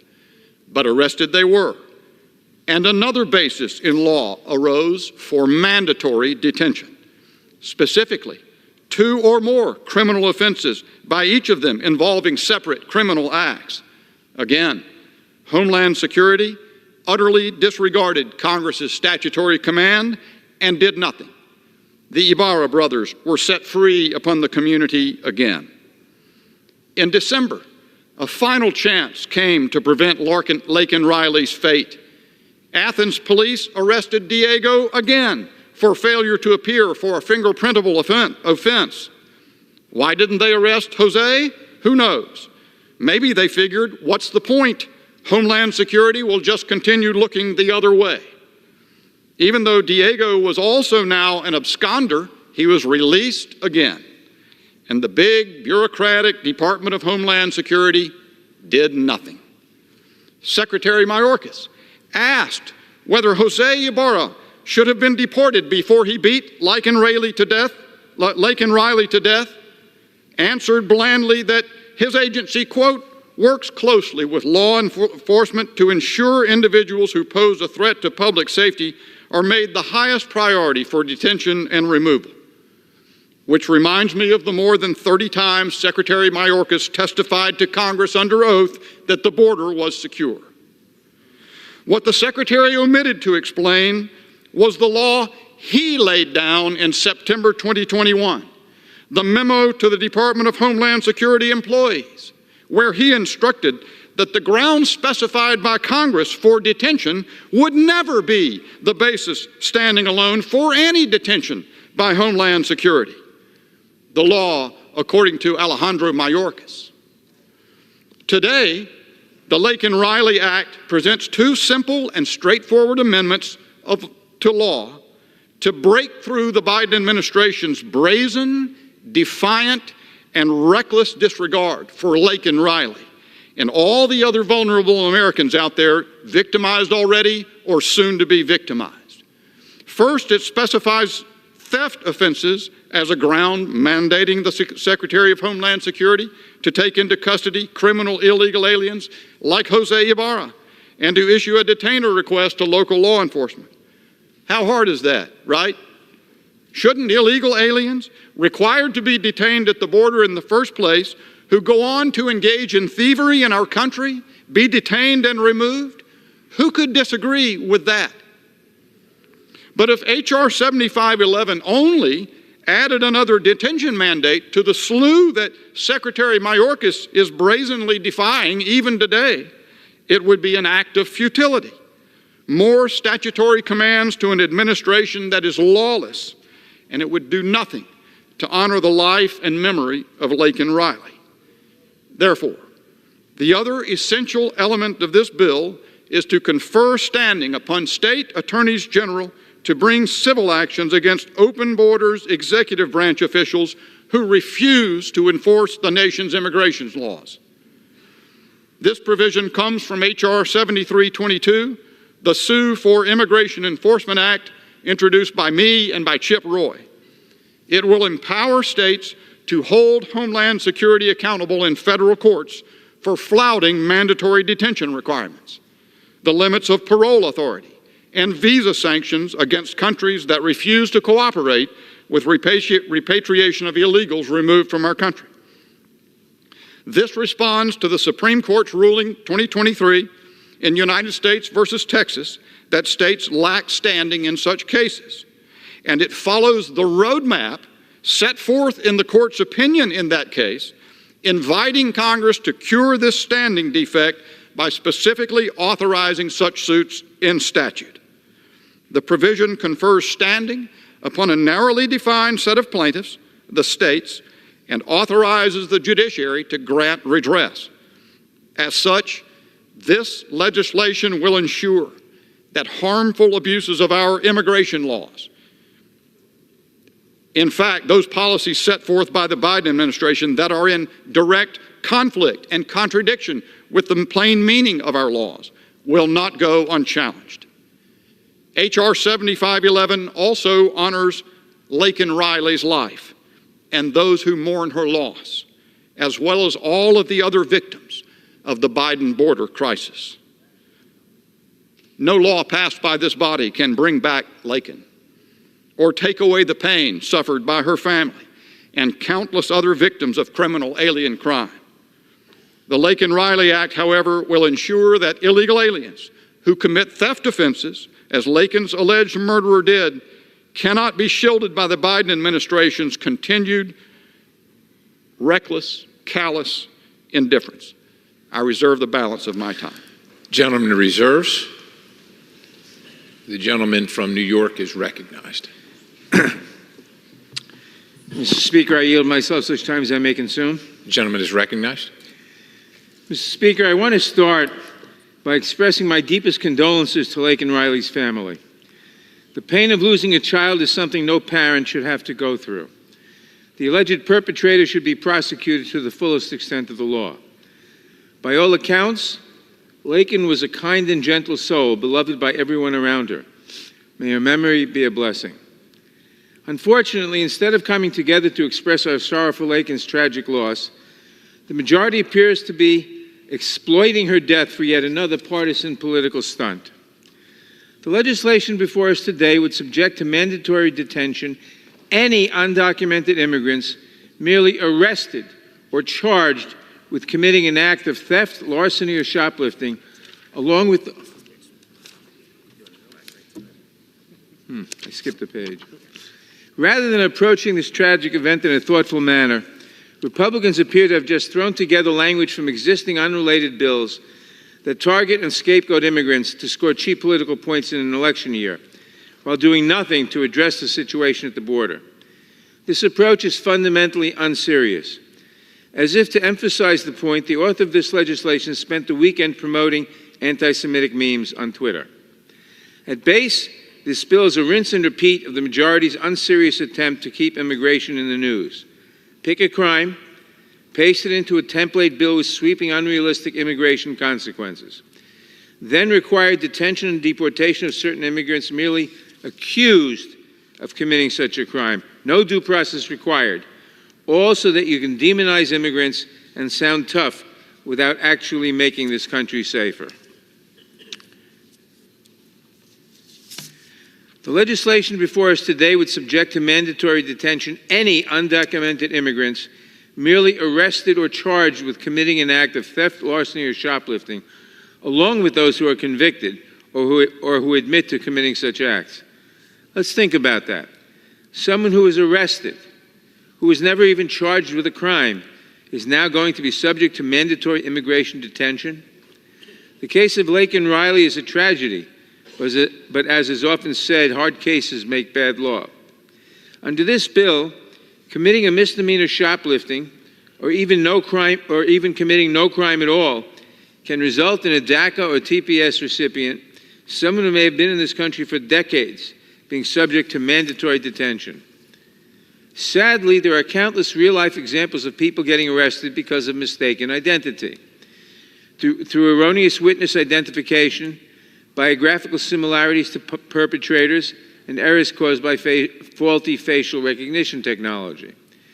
In a markup we had in the Judiciary Committee last month, Mr. Massey discussed how mistaken identification can deprive someone of their constitutional rights.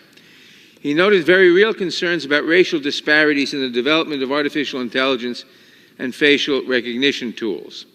These tools have led to numerous erroneous arrests, mostly of people of color. For example, just over a year ago, a Detroit woman was arrested for robbery and carjacking after she was improperly identified as the perpetrator by an automatic facial recognition search. She was 8 months pregnant when she was arrested. After being held by the police for 11 hours, she was released on a $100,000 bond. It took a month and 2 hearings for the case against her to be dismissed. Under this bill, however, if this woman had been on DACA or TPS status, ICE would have been required to detain her upon her release, and her U.S. citizen son would have been born in immigration detention, even though she committed no crime. Mandatory detention of innocent people is not a reasonable or sensible policy choice. This is not where we should be focusing our limited enforcement resources. It is important to remember that this bill would subject more people to mandatory detention at a time when Republicans refuse to give the Department of Homeland Security the resources it needs to carry out its policies. The Biden administration is currently detaining 39,000 people a day. That is 5,000 more people than Congress has even provided funding for it to detain. Congress has never appropriated, and no administration has ever requested, sufficient resources to detain all non-citizens who fall under the, quote, mandatory detention, unquote, categories. Even former President Trump never tried to detain all migrants subject to mandatory detention. House Republicans know this, but instead of facing that reality and providing the resources necessary to address weaknesses in the immigration system, they would prefer to demagogue the issue, and they bring us measures like this. If that weren't bad enough, this bill also purports to give state attorneys general standing to sue in court for perceived violations of certain sections of the Immigration and Nationality Act, hoping to convince the judicial branch to impose the draconian immigration policy preferences that MAGA Republicans have failed to get through the political branches of the federal government. This bill simply declares that states have standing to sue so long as the state or its residents suffer almost any degree of harm, no matter how trivial, appearing only to exclude financial harms that are less than $100. And we should note that this provision is almost certainly unconstitutional. Just declaring that there is standing does not make it so. Just last year, the Supreme Court addressed the issue of states standing to sue the federal government over immigration enforcement matters, which this bill appears to be a half-baked attempt to circumvent. In an 8-1 decision, the court held that Texas and Louisiana lacked Article III standing to bring suit against the federal government over its alleged violation of some of the very same immigration statutes that this bill would purport to grant standing to the states to sue over. In rejecting the state's standing argument, the court noted, among other things, that lawsuits alleging insufficient arrest or prosecution run against the executive branch's Article II authority to enforce the law, which includes the discretion to determine enforcement priorities in the face of lack of resources and shifting public safety and public welfare needs. This bill also goes directly against the Supreme Court's settled precedent in Spokio Inc. versus Robbins, which explicitly states that a statutory right to sue does not constitute an injury for purposes of standing. But settled precedent, much like responsible governance, doesn't seem to matter much to the majority. Time and again, Republicans have refused to engage in bipartisan immigration reform. At the behest of Donald Trump, the Republicans dismissed out of hand a bipartisan Senate border bill that Senate Minority Leader McConnell called the strongest border bill in 30 years. In October, the Biden administration sent Congress a supplemental funding request, which included an additional $14 billion for border security. House Republicans refused to schedule a vote on this funding request, which would provide the Biden administration the resources it needs to secure the border and would provide additional support for communities receiving migrants.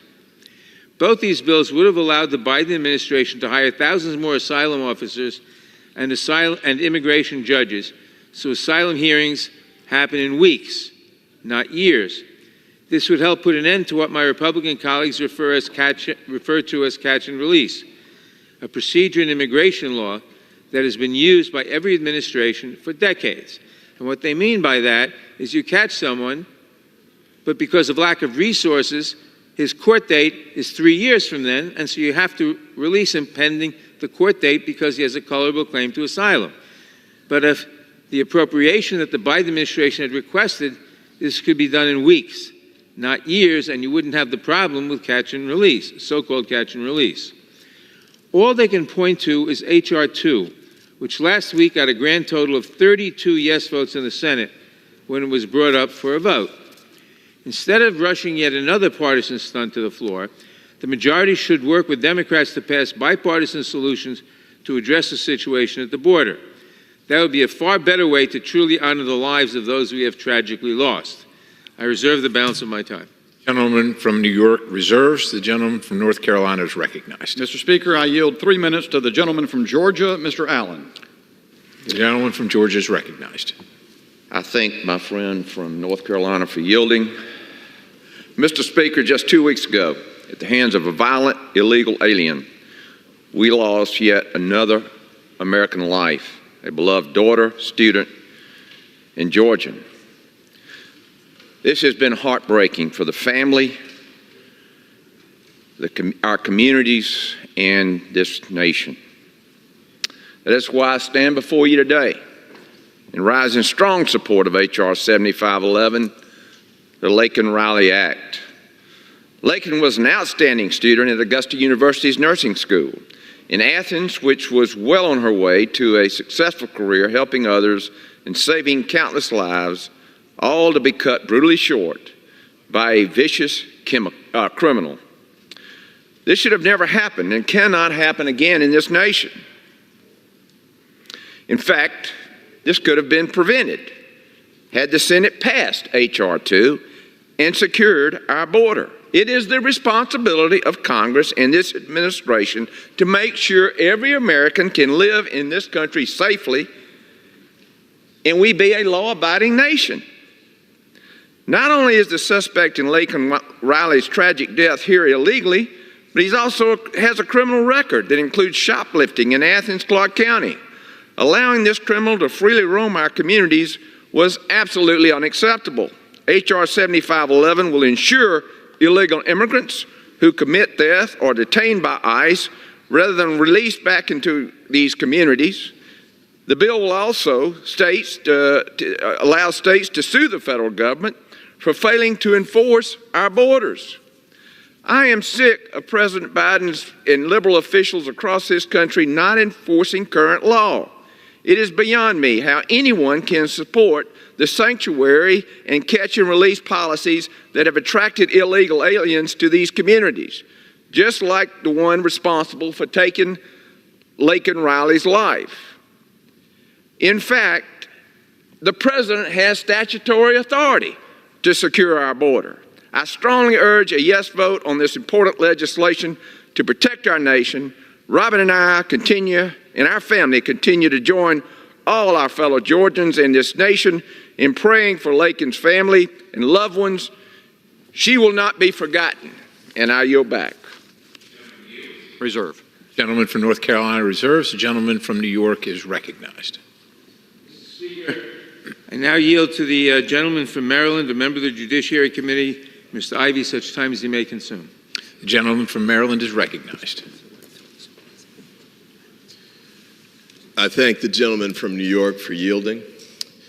I rise in strong opposition to H.R. 7511, the House Republicans' unconstitutional attempt to violate the separation of powers doctrine. While I take issue with many aspects of this bill, I'm particularly concerned about this bill, that this bill is a blatant effort to overturn the Supreme Court's 8-1 ruling in the United States v. Texas, and wrongly blames the Biden administration for 3 decades of border enforcement challenges. In the Texas case, states sued the Department of Homeland Security about border enforcement. Justice Kavanaugh, a Trump appointee, writing for the 8-1 majority, stated that Texas did not have standing in its lawsuit against the federal government.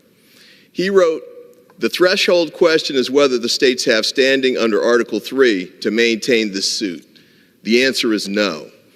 This bill does not change the Supreme Court's clear ruling. Determining whether states can bring suit in this type of immigration case is a power that is vested in the federal courts, not Congress.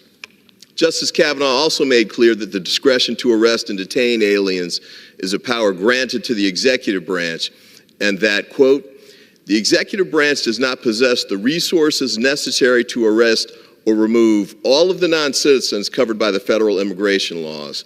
That reality is not an anomaly, it is a constant. Kavanaugh noted, in addition, that for the last 27 years, quote, all 5 presidential administrations have determined that resource constraints necessitated prioritization in making immigration arrests. That means DHS cannot detain everybody. So the executive branch, not the states, have to make choices. Unfortunately, this bill would not give DSH the resources to change that. Instead, House Republicans rely on political stunts like impeaching Secretary Mayorkas, even though that won't fix the problem at the border. The bipartisan Senate bill that the House Republicans refuse to even debate actually would help to address these problems, but they won't bring that bill to the floor for a vote. If they did, it would pass. That's because we all know we need more border agents and more judges to eliminate the backlog of immigration cases. But the Republicans are not proposing more resources or any legislation that might truly make a difference. I thank the gentleman for yielding. This bill is not a serious attempt to address the actual border security needs, and as such, I would urge my colleagues to oppose it. Thank you. I thank the gentleman for yielding, and I yield back. The gentleman from Maryland yields. The gentleman from New York reserves. The gentleman from North Carolina is recognized. Mr. Speaker, I yield 2 minutes to the gentleman from California, the chairman of the subcommittee on immigration integrity and security and enforcement of the Judiciary Committee, Mr. McClintock. The gentleman from California is recognized. Thank you. Mr. Speaker, Laken Riley's death was foreordained the day that this administration took office and reversed the successful Trump policies that had finally secured our borders. Since that day, just 3 years ago, more than 6 million illegal aliens have been allowed to enter our country, a population the size of the state of Missouri, our 18th largest state. Very little is done to vet these millions of illegal migrants. We don't know how many terrorists or violent criminals are among them, and worse, this administration seems not to care. But we do know that the number of suspected terrorists that we're apprehending has skyrocketed, and that violent international crime cartels and violent foreign gangs are now operating freely in our communities, often protected from deportation and detention by the Democrat sanctuary laws. One of these criminals is now accused of the brutal murder of Laken Riley. How many such monsters has this president allowed into our country? We do not know. But we're slowly, painfully, and tragically finding out victim by victim. In this case, the suspect was paroled into this country through a shocking abuse of power by this president. He was repeatedly arrested for theft and other crimes in sanctuary jurisdictions, and each time released back onto our streets. The bill before us would require this administration to detain illegal aliens who commit theft, burglary, larceny, or shoplifting, something it simply refuses to do, and it would also allow states to bring civil action against federal officials who refuse to enforce these laws. Today, the name on the bill is Laken Riley. Tomorrow, it will be another victim of these policies, another son or daughter or loved one. And it won't stop until this administration is stopped. And that can only be done by the American people. I yield back. Members are reminded to refrain from engaging in personalities towards the president. Thank you. The gentleman from North Carolina reserves. Reserve. The gentleman from New York is recognized. I reserve. Gentleman from New York reserves. The gentleman. Mr. Chairman, Mr. Speaker, I don't reserve. The gentleman from New York is recognized. The previous speaker said that illegal aliens who committed crimes should be detained. and indeed they should. But this bill says that illegal aliens whom somebody thinks may have committed a crime should be detained mandatorily. That is un-American, and I reserve. Gentleman from New York reserves. The gentleman from North Carolina is recognized. Mr. Speaker, I yield 1 minute to the gentleman from Wisconsin, Mr. Tiffany.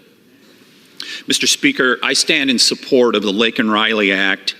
And first, I want to express the sincere condolences from everyone in the 7th Congressional District to Laken Riley. Then candidate Biden promised in 2020 that we'd have open borders, and we've seen the devastating consequences, and it's happening all over the country. In January, a father of 3 daughters was killed by an illegal alien in my congressional district in northern Wisconsin.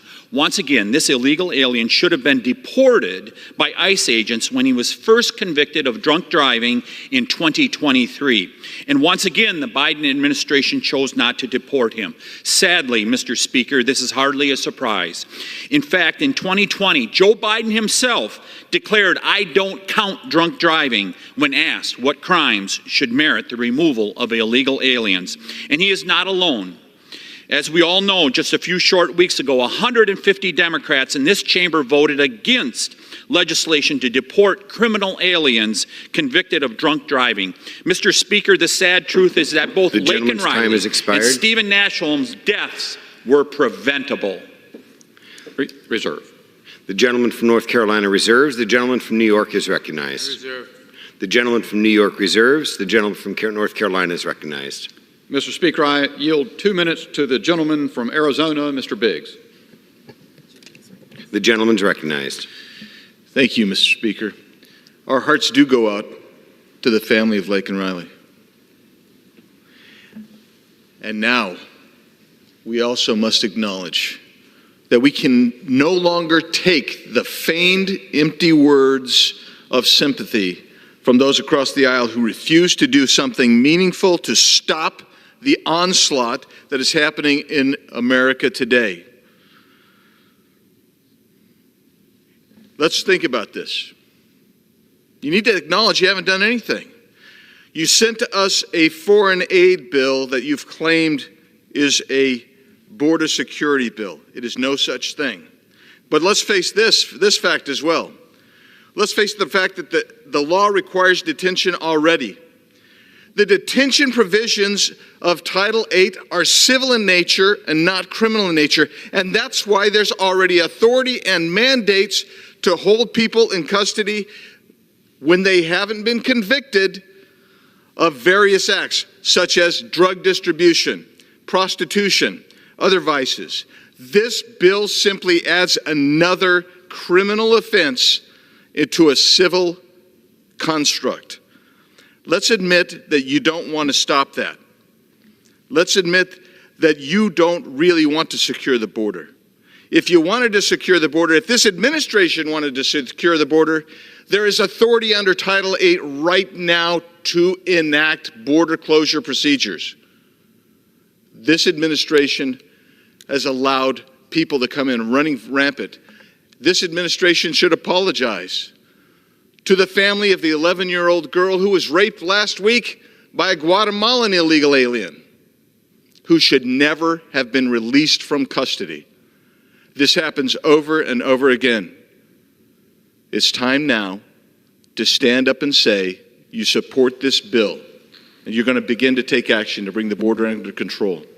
If you want to talk about parole, we could go into a lengthy discussion about parole.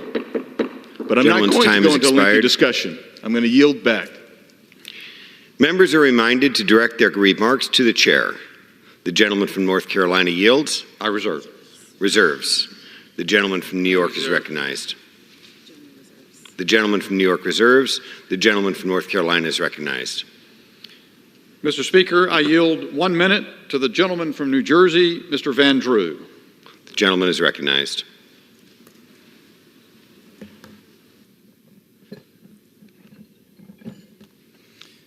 Thank you, Chairman. Lincoln Riley is dead because of Joe Biden's policies. There's no words that I can say that will bring her back to life. There are no words that will bring back State Trooper Christopher Gadd. There are no words that will bring back 16-year-old Elizabeth Medina. There are no words that will bring back all those who've been brutally beaten, murdered, and damaged by illegals who were let out on parole. But for God's sake, pass the Lincoln-Riley Act, and President Biden stop paroling illegals over and over again. Stop killing our Americans. Stop hurting our Americans. I yield back. Members are reminded to direct their remarks to the chair. The gentleman from North Carolina yields. Reserves. The gentleman from New York is recognized. The gentleman from New York reserves. The gentleman from North Carolina is recognized. Mr. Speaker, I yield 3 minutes to the gentleman from Georgia, Mr. Clyde. Gentleman's recognized.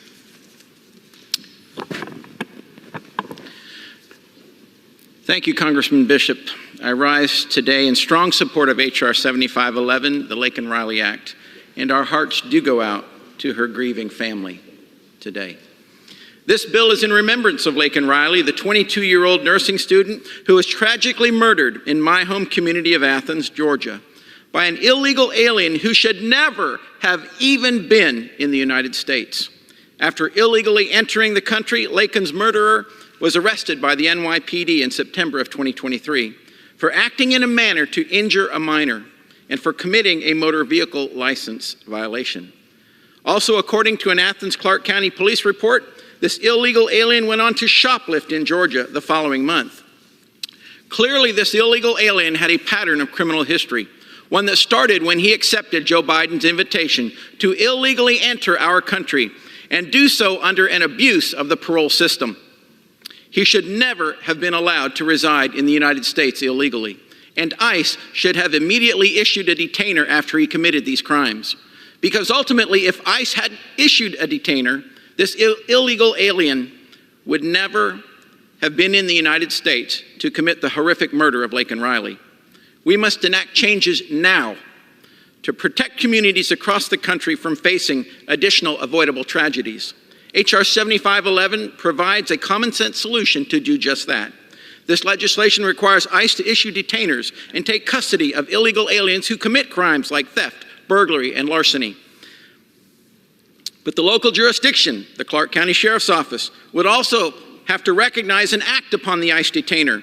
And when you have a sanctuary city like the Athens Clarke County Unified Government, ignoring these detainers makes them a magnet for criminal illegal aliens. So I call right now on Athens Clarke County to publicly reject their sanctuary city policy. If they did, it would be a strong step in the right direction toward preventing our citizens from becoming future victims of illegal alien violent crime. Additionally, the Laken Riley Act contains within it Representative Dan Bishop's own legislation that just last week passed out of the Judiciary Committee. It is called the Standing Up to the Executive Branch for Immigration Enforcement Act. So, my friend, I want to recognize your part in making this legislation happen. These important provisions that Rep. Bishop authored give state attorney generals standing to bring suit against DHS Secretary Mayorkas, Secretary of State Blinken, Attorney General Garland for violating certain immigration laws that harm the state or its representatives or its respective citizens. Rep. Bishop's legislation also allows for appropriate injunctive relief and expedites the disposition of such civil actions. This important legislation is critical. And as a co-sponsor, I urge my colleagues on both sides of the aisle to support the Laken Riley Act.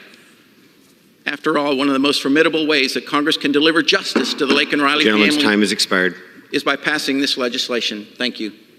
I reserve.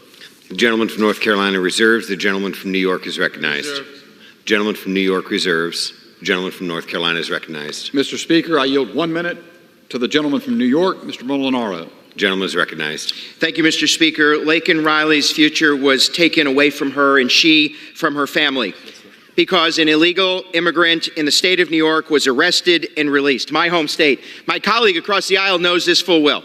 Because of policies put in place by this administration, embraced by governors like Kathy Hochul in states like New York, we have surrendered our southern border and made our communities less safe. It is important to move on this piece of legislation, and I encourage my colleagues to support the Laken Riley Act. But I also ask my colleagues, especially those from New York, to take serious the challenge that has been made worse and communities less safe because of cashless bail, catch and release, and sanctuary city policies in the state of New York. I asked them to join me in calling on Governor Kathy Hochul, instead of talking about it, taking action to rescind cashless bail, reform catch and release, and end sanctuary city policies to make safe the people and communities of the state of New York. And with that, I yield back. I reserve. The gentleman from North Carolina reserves. The gentleman from New York is recognized. The gentleman from New York reserves. The gentleman from North Carolina is recognized. Mr. Speaker, I'm honored to yield 1 minute to the Majority Leader, Mr. Scalise. The gentleman's recognized. Thank you, Mr. Speaker, and thank my friend from North Carolina for yielding. And it's so important that we have this debate on the floor and that we pass the Laken Riley Act. It would be more significant if later tonight, in this very chamber, if Joe Biden joined us and said that he was going to finally take action using the same pen that on day one when he became president, he used to undo all of those actions that were securing our border, if he would say he's going to reverse those actions. He can work to restore the Remain in Mexico protocol, getting us back to a functioning asylum process. He could take direct action with his own pen, no act of Congress, to end catch and release, so that when people come here by the millions as they have, they're not just allowed to go into the interior of our country, where we don't even know where they're going. Governors can't tell you how many people have come into their states illegally, where they're showing up. You see it in cities where they're showing up and they're shutting down schools and gymnasiums to house people. This is out of control, and Joe Biden created the mess. He could solve it. But short of Joe Biden solving it, the House has taken multiple actions to address it. This Republican House came together last year to pass H.R. 2, a bill designed to actually secure America's border. Taken all of those necessary actions, whether the president wants to or not, but doing the things that it takes, working with our Border Patrol agents to secure America's border so that we don't have what we've seen, at least 8 million people that have come across illegally. And when you look at some of the devastating consequences, Laken Riley is just one example. And I pray for her and I pray for her family. No family should have to go through what Laken Riley's family is still grieving with today. But unfortunately, Mr. Speaker, this is not even an isolated incident. It's happening over and over again in communities all across America ever since Joe Biden opened our southern border, allowing millions of people to come in. You're seeing countries emptying out prisons to send people here. People on the terrorist watch list, over 140 that we know of on the terrorist watch list that have been detained. How many that we don't know of that haven't been caught, that are here in America planning to do us harm because Joe Biden opened the southern border? There are serious negative consequences to those actions that Joe Biden took. When you think about Kenner, Louisiana, a community in my backyard, part of which I represent in my district, just days ago, a 14-year-old girl was raped by someone here illegally. You saw just recently a 2-year-old murdered by someone here illegally. How many more communities are going to have to suffer? How many more families are going to have to be victims before Joe Biden admits this problem and then works with us to solve it? Not passing a bill like they tried to in the Senate that actually makes it worse, that codifies things like catch and release, that gives over $1 billion of your taxpayer money to fund lawyers for people here illegally. Yes, that was in the Senate bill that even the Senate didn't pass after all of that hoopla about a bipartisan coalescence. They didn't even pass that bill once they read it. The House did pass a bill to solve this problem. Today we're coming together to pass another bill here with the Laken Riley Act to solve this problem. But the worst part of it is this problem should have never happened if Joe Biden didn't take the steps he took with a pen to open this southern border. He could close it himself. He chooses not to. We came together and said, then we'll close it, Mr. President, and he issued veto threats on those bills because he wants an open border. But does he want the consequences too? Will he look those families in the eye and tell them enough is enough and apologize to them? He could do that tonight from that podium. I sure hope he does. But in the meantime, what he really needs to do is work with us to end this madness, to secure America's border, get back to a functioning legal system of immigration in America, like every other country has, so that we don't see this endless flow that's devastating communities all across America. Let's pass the Laken Riley Act, and hopefully there will be no more examples like Laken Riley in the future. With that, Mr. Speaker, I yield back the balance of my time. Thanking the gentleman, I reserve. The gentleman from North Carolina reserves. The gentleman from New York is recognized. Mr. Speaker, Mr. Scalise and the other Republicans are not serious about solving the problem we all talk about. Mr. Scalise says the solution is H.R. 2, a bill so serious it received 32 votes in the United States Senate, a body with 49 Republican senators.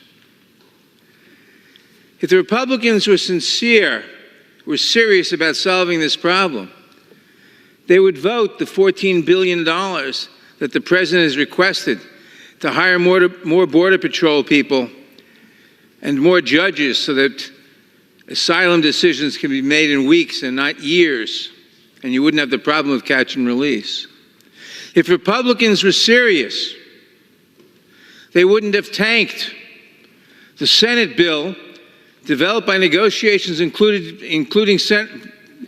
principally Senator Lankford, who is considered the second most conservative senator in the Senate.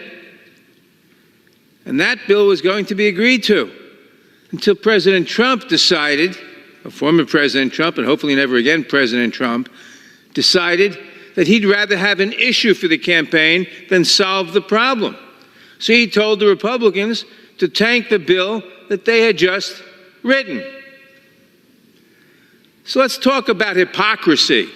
That's what we're hearing in this chamber. That's what we hear all the time. A party, Republican Party, that loves the rhetoric, that loves to use the victimhood of people like Laken Riley for political purposes. But a political party, Republican Party, that does not want to solve this problem, will not take any serious step to solve this problem, and is trying to create a fraud on the American people by pretending that it cares about this problem. I reserve. Gentleman from New York reserves. The gentleman from North Carolina is recognized. Mr. Speaker, I now recognize, yield 5 minutes to the gentleman who represents Athens, Georgia, Mr. Collins. Gentleman's recognized. Thank you, Representative Bishop, for yielding. Colleagues, I'm proud to have introduced the Laken Riley Act and urge you to join me in voting to pass this bill today. As Joe Biden comes to the Capitol tonight to defend his atrocious record, the House is voting to rebuke him for the open border policies that led directly to Laken Riley's murder. Y'all, enough is enough. The President and the DHS Secretary Alejandro Mayorkas have released millions of illegal aliens into this country, and they refuse to secure our border and keep Americans safe. Unfortunately, the man who murdered Laken was among those millions. Despite committing several crimes and multiple jurisdictions, he was allowed to roam free in America before brutally murdering Miss Riley on the campus of the University of Georgia on February the 22nd. Folks, Laken was only 22 years old, a nursing student. She had her whole life and a bright future ahead. And this young woman was an exemplary daughter, sister, and friend. She was cherished by so many people for her loving nature and her servant's heart. And she would be with us today if elected leaders who took an oath to preserve our Constitution and faithfully execute our laws had kept their word. But they didn't. While we can't bring Laken back, we must now turn our focus to doing everything we can to prevent this from happening to another American. The Laken Riley Act is a key piece in our fight to restore the rule of law and get criminal illegal aliens off our street. This legislation will give Immigration and Customs Enforcement more tools. It will add theft to the list of crimes for which the agency must detain and deport an illegal alien. This is crucial. Many people who commit petty crimes go on to commit worse crimes. Laken's murderer, Jose Antonio Ibarra, is a prime example of this. Ibarra was cited for shoplifting in Athens, Georgia, just prior to murdering Laken. But under current law, ICE would not have been required to pick up Ibarra, even if local law enforcement had reported him. Y'all, let's change that. Let's also give states the legal recourse when the federal government fails to enforce immigration law. The Laken Riley Act does that. States will be able to sue the federal government for injunctive relief when illegals released into this country harm our people.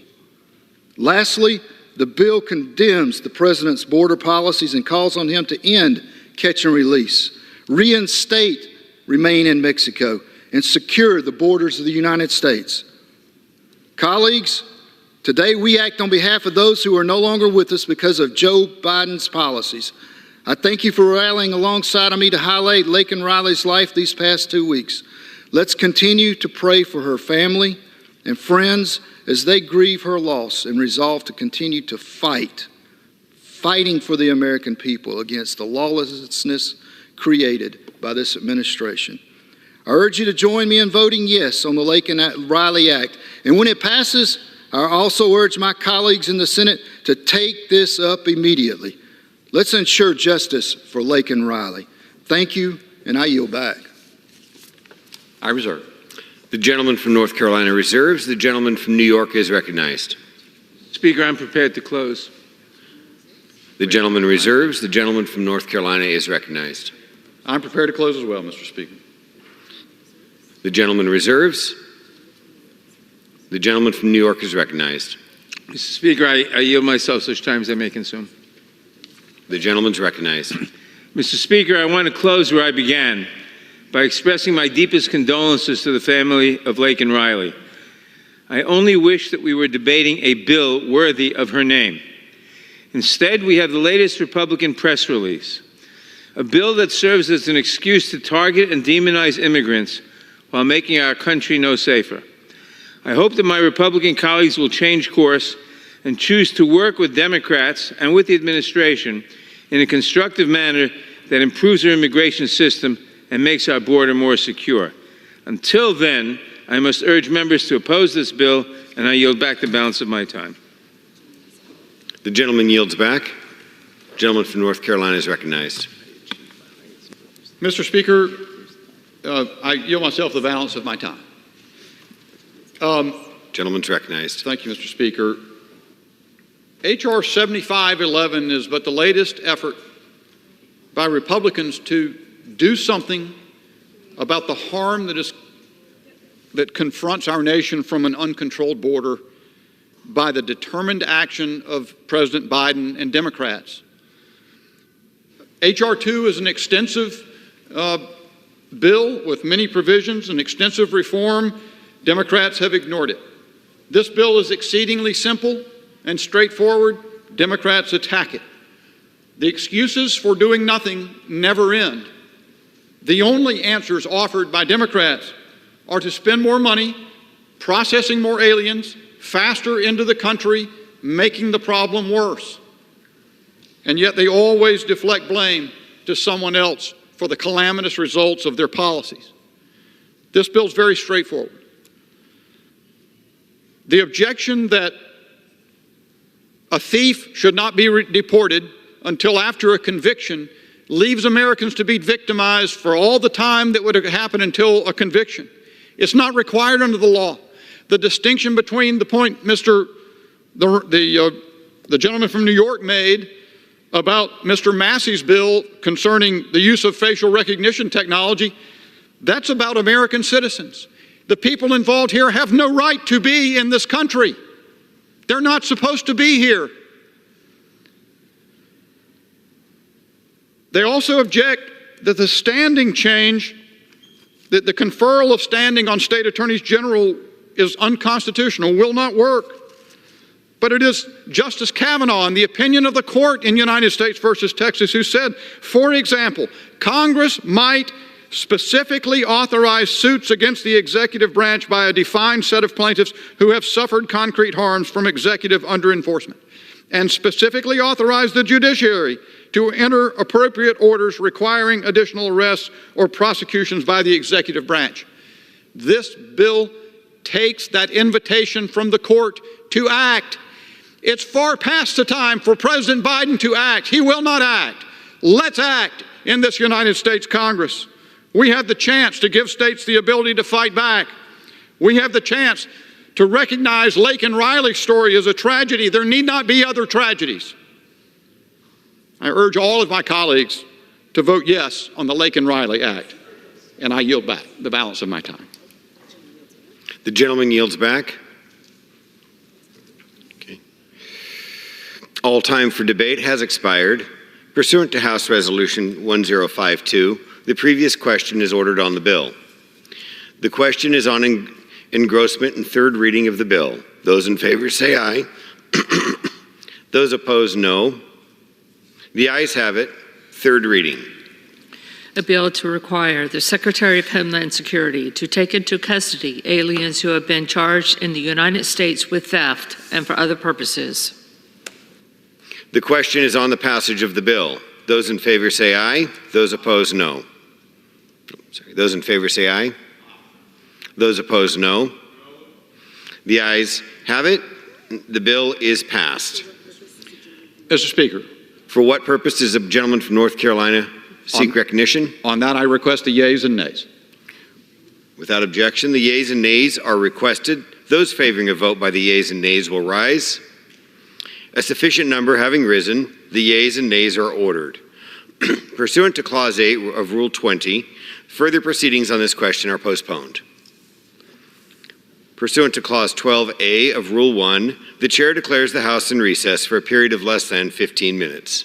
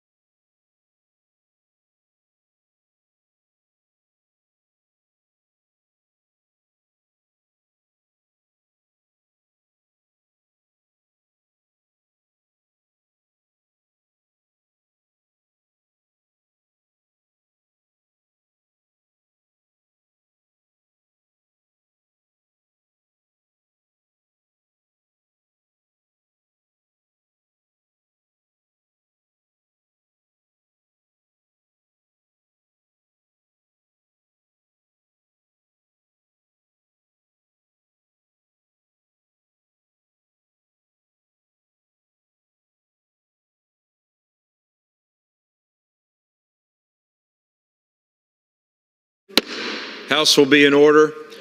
Proceedings will resume on questions previously postponed. Votes will be taken in the following order: passage of H.R. 7511 and the motion to suspend the rules and pass H.R. 3843. First electronic vote will be conducted as a 15-minute vote. Pursuant to Clause 9 of Rule 20, remaining electronic votes will be conducted as 5-minute votes. Pursuant to Clause 8 of Rule 20, the unfinished business is the vote on passage of H. 7511, on which the yeas and nays are ordered. The clerk will report the title of the bill. H.R. 7511, a bill to require the Secretary of Homeland Security to take into custody aliens who have been charged in the United States with theft and for other purposes. Question is on passage of the bill. Members record their votes by electronic device. This is a 15-minute vote.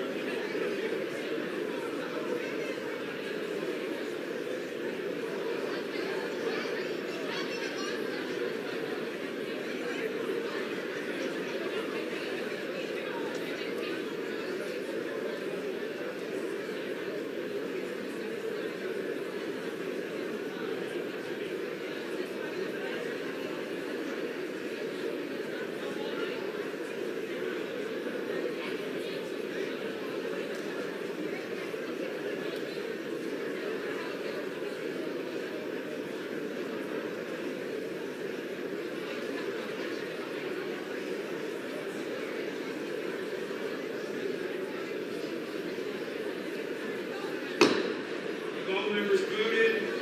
Does any member wish to change their vote?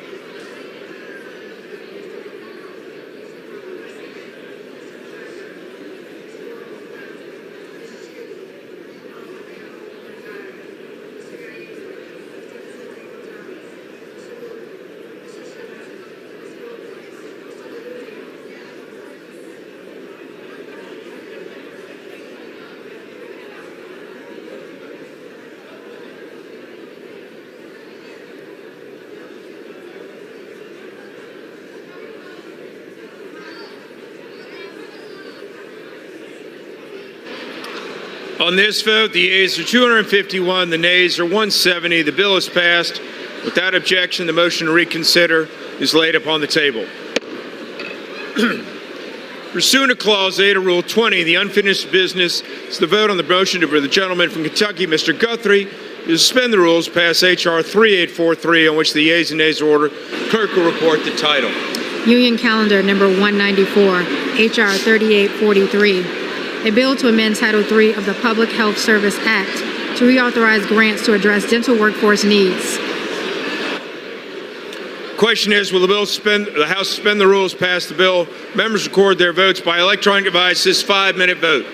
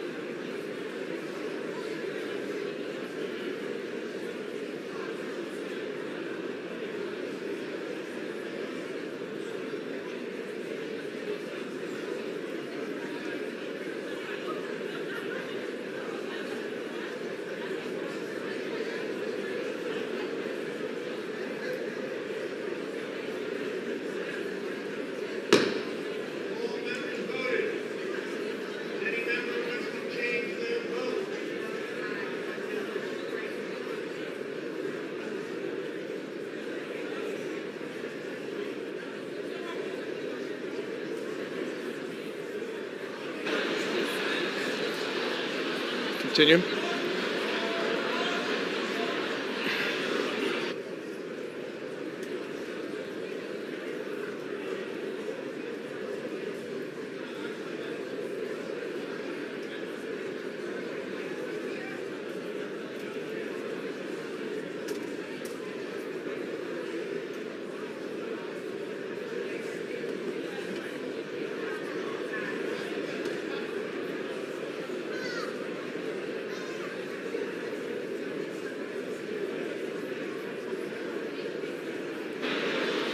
Ready? On this vote, the yeas are 391, the nays are 32. 2/3 being the affirmative, the rules are suspended, the bill is passed, and without objection, the motion to reconsider is laid on the table.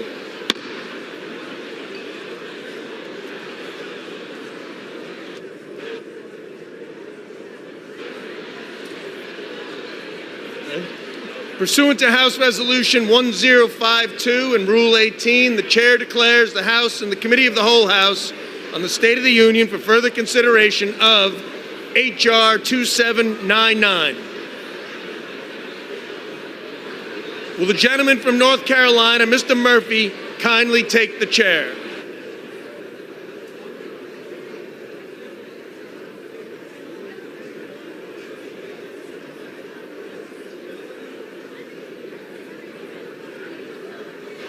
Go ahead. When the Committee of the Whole rose on Wednesday, March 6, 2024, a request for recorded vote on Amendment Number 5, printed in Part B of House Report 118-407, offered by the gentleman from California, Mr. Sherman, has been postponed. Pursuant to Clause Rule 6 of 18, proceedings will now resume on those amendments printed in Part B of House Report 118-407, on which further proceedings were postponed. In the following order: Amendment 1 by Lawler, New York. Number 2, Huizenga of Michigan. 3, Lucas of Oklahoma. 4, Wagner of Missouri. 5, Sherman of California. The chair will reduce to 2 minutes the minimum time for any vote in this series. The unfinished business request on recorded vote Amendment Number 1, printed as Part B, House Report 118-407 by the gentleman from New York, Mr. Lawler, which the proceedings were postponed, on which the ayes are reported by voice vote. Curtis will redesignate the amendment. Amendment number 1, printed in Part B of House Report number 118-407, offered by Mr. Lawler of New York. Recorded vote is requested. Those supporting the request for recorded vote will rise to be counted. Sufficient number of members. Recorded vote is ordered. The members to record their votes by electronic device. 2-minute vote.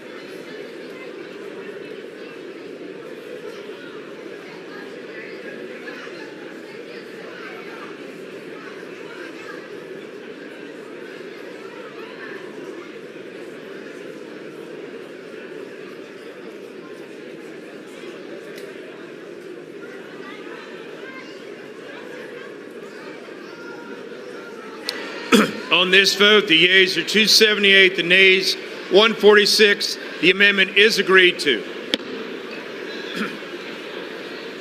The unfinished business request to record a vote on amendment number 2, printed part B, House 118-407. Gentleman from Mississippi, Mr. Heising, on which further proceedings are postponed, and the ayes prevail by a voice vote. The clerk will designate the amendment. Amendment number 2, printed in Part B of House Report number 118-407, offered by Mr. Huizenga of Michigan.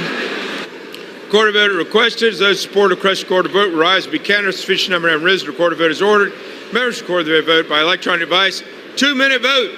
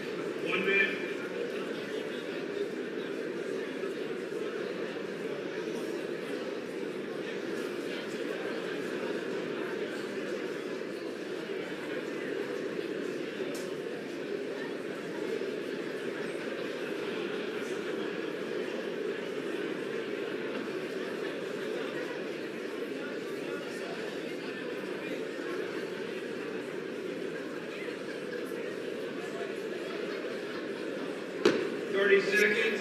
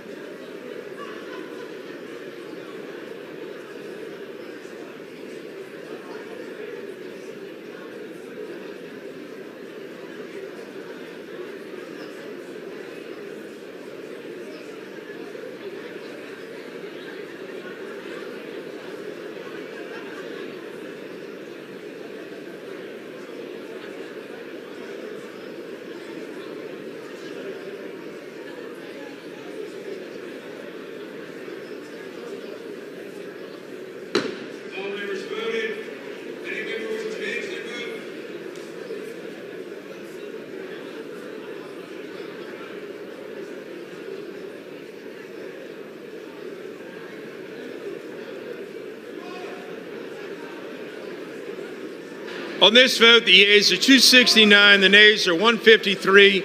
The amendment is agreed to.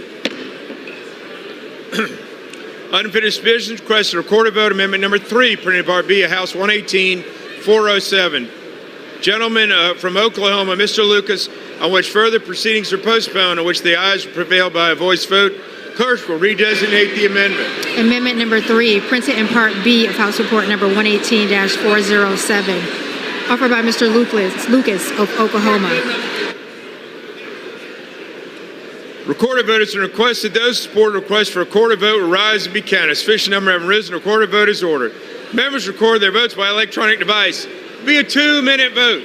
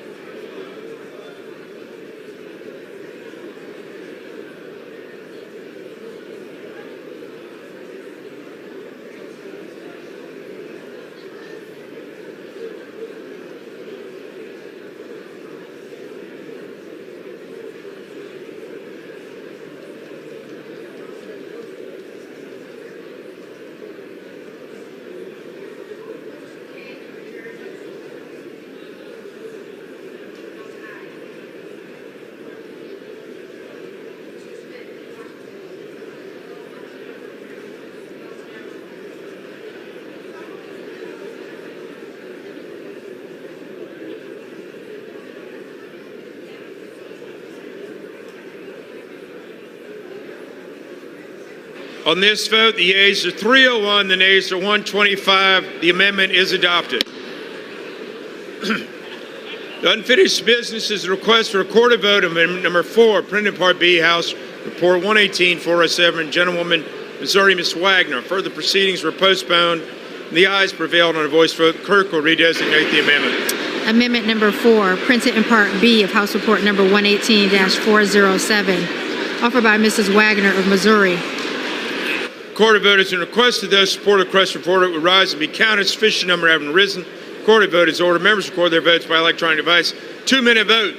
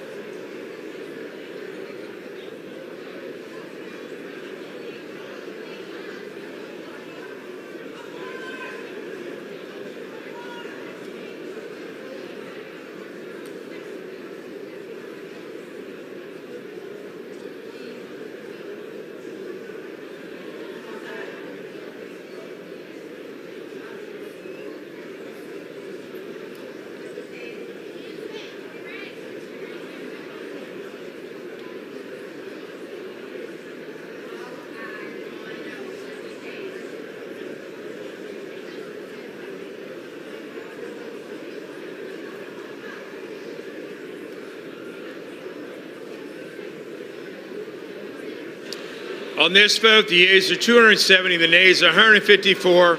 The amendment is agreed to.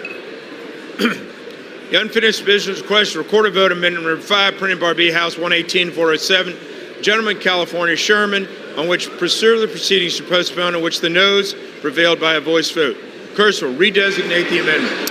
Amendment number 5, printed in Part B of House Report number 118-407, offered by Mr. Sherman of California. Recorded vote has been requested. Those who support the requested recorded vote will rise and be counted. Sufficient number have risen. Recorded vote is ordered. Members record their vote by electronic device. 2-minute vote.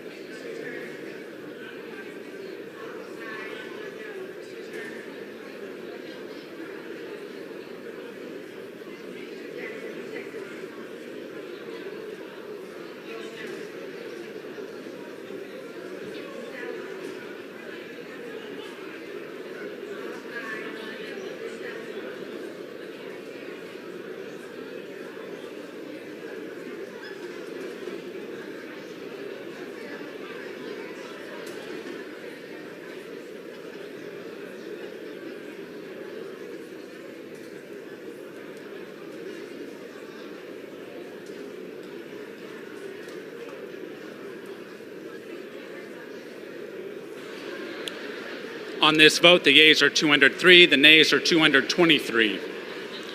The amendment is not agreed to. For what purpose does the gentlewoman from Missouri seek recognition? Mr. Chairman.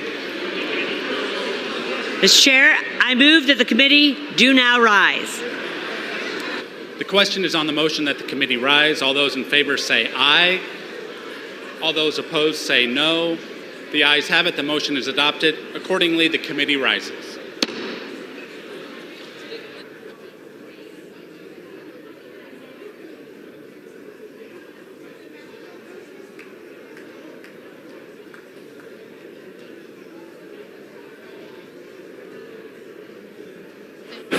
Mr. Speaker, the committee as a whole House put training wheels on that gun? having had under consideration H.R. 2799 directs me to report that it has come to no resolution thereon.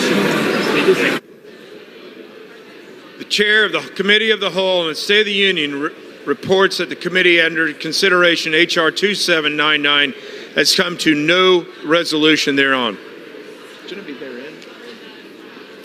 Pursuant to Clause 8 of Rule 20, unfinished business question on suspending the rules passed Senate 206, which clerk says report the title. Senate 206, an act to require the Commissioner of U.S. Customs and Border Protection to regularly review and update policies and manuals related to inspections at ports of entry. Question is, will the House suspend the rules past Senate 206? So as many are in favor, say aye. Those opposed, say no. Opinion of the chair, 2/3 being the affirmative, the bills are suspended. The bill is passed, and without objection, the motion to reconsider is laid upon the table.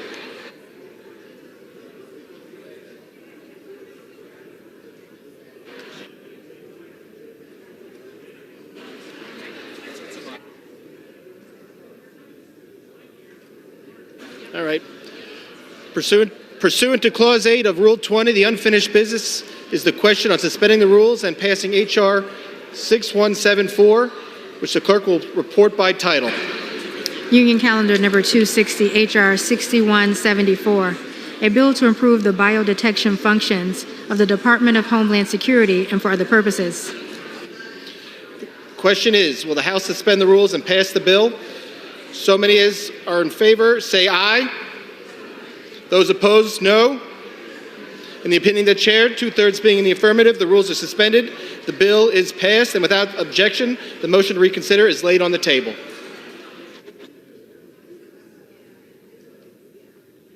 The chair lays before the House the following enrolled bill.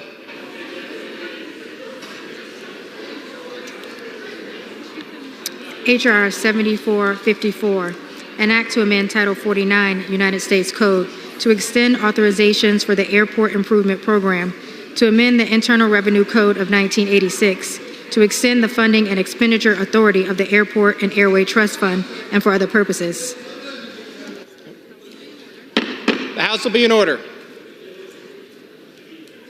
Please take your conversations outside.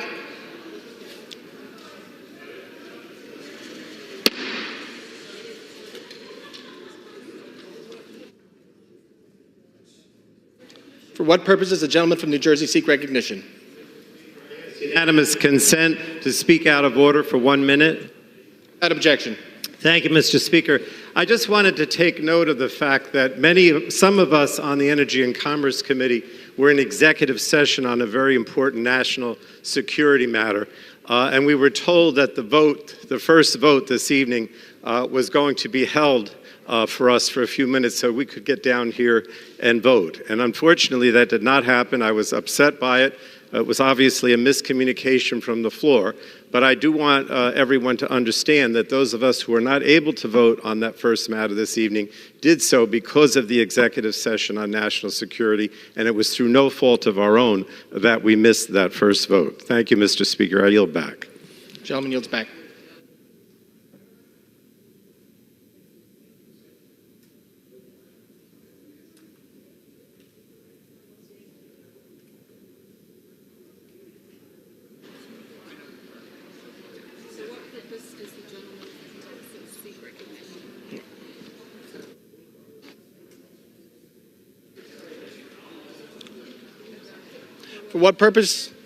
For what purpose does the gentleman from Texas seek recognition? Sir, Mr. Speaker, I hereby remove my name as co-sponsor of H.R. 6542. Please. The request is granted. This is it. After consultation among the Speaker and the majority of the minority leaders, and with their consent, the Chair announces that when the two houses meet tonight in joint session to hear an address by the President of the United States, only the doors immediately opposite the Speaker and those immediately to his left and right will be open. No one will be allowed on the floor of the House who does not have the privilege of the floor of the House. Due to the large attendance that is anticipated, the rule regarding the privilege of the floor must be strictly enforced. Children of members will not be permitted on the floor. The cooperation of all members is requested. The practice of purporting to reserve seats prior to the joint session by placement of placards or personal items will not be allowed. Chamber security may remove these items from the seats. Members may reserve their seats only by physical presence following the security sweep of the chamber. All members are reminded to refrain from engaging in still photography or audio or video recording in the chamber. Taking unofficial photographs detracts from the dignity of the proceedings and presents security and privacy challenges for the House. Pursuant to Clause 12A of Rule 1, the Chair declares the House in recess until approximately 8:35 p.m. for the purpose of receiving in joint session the President of the United States.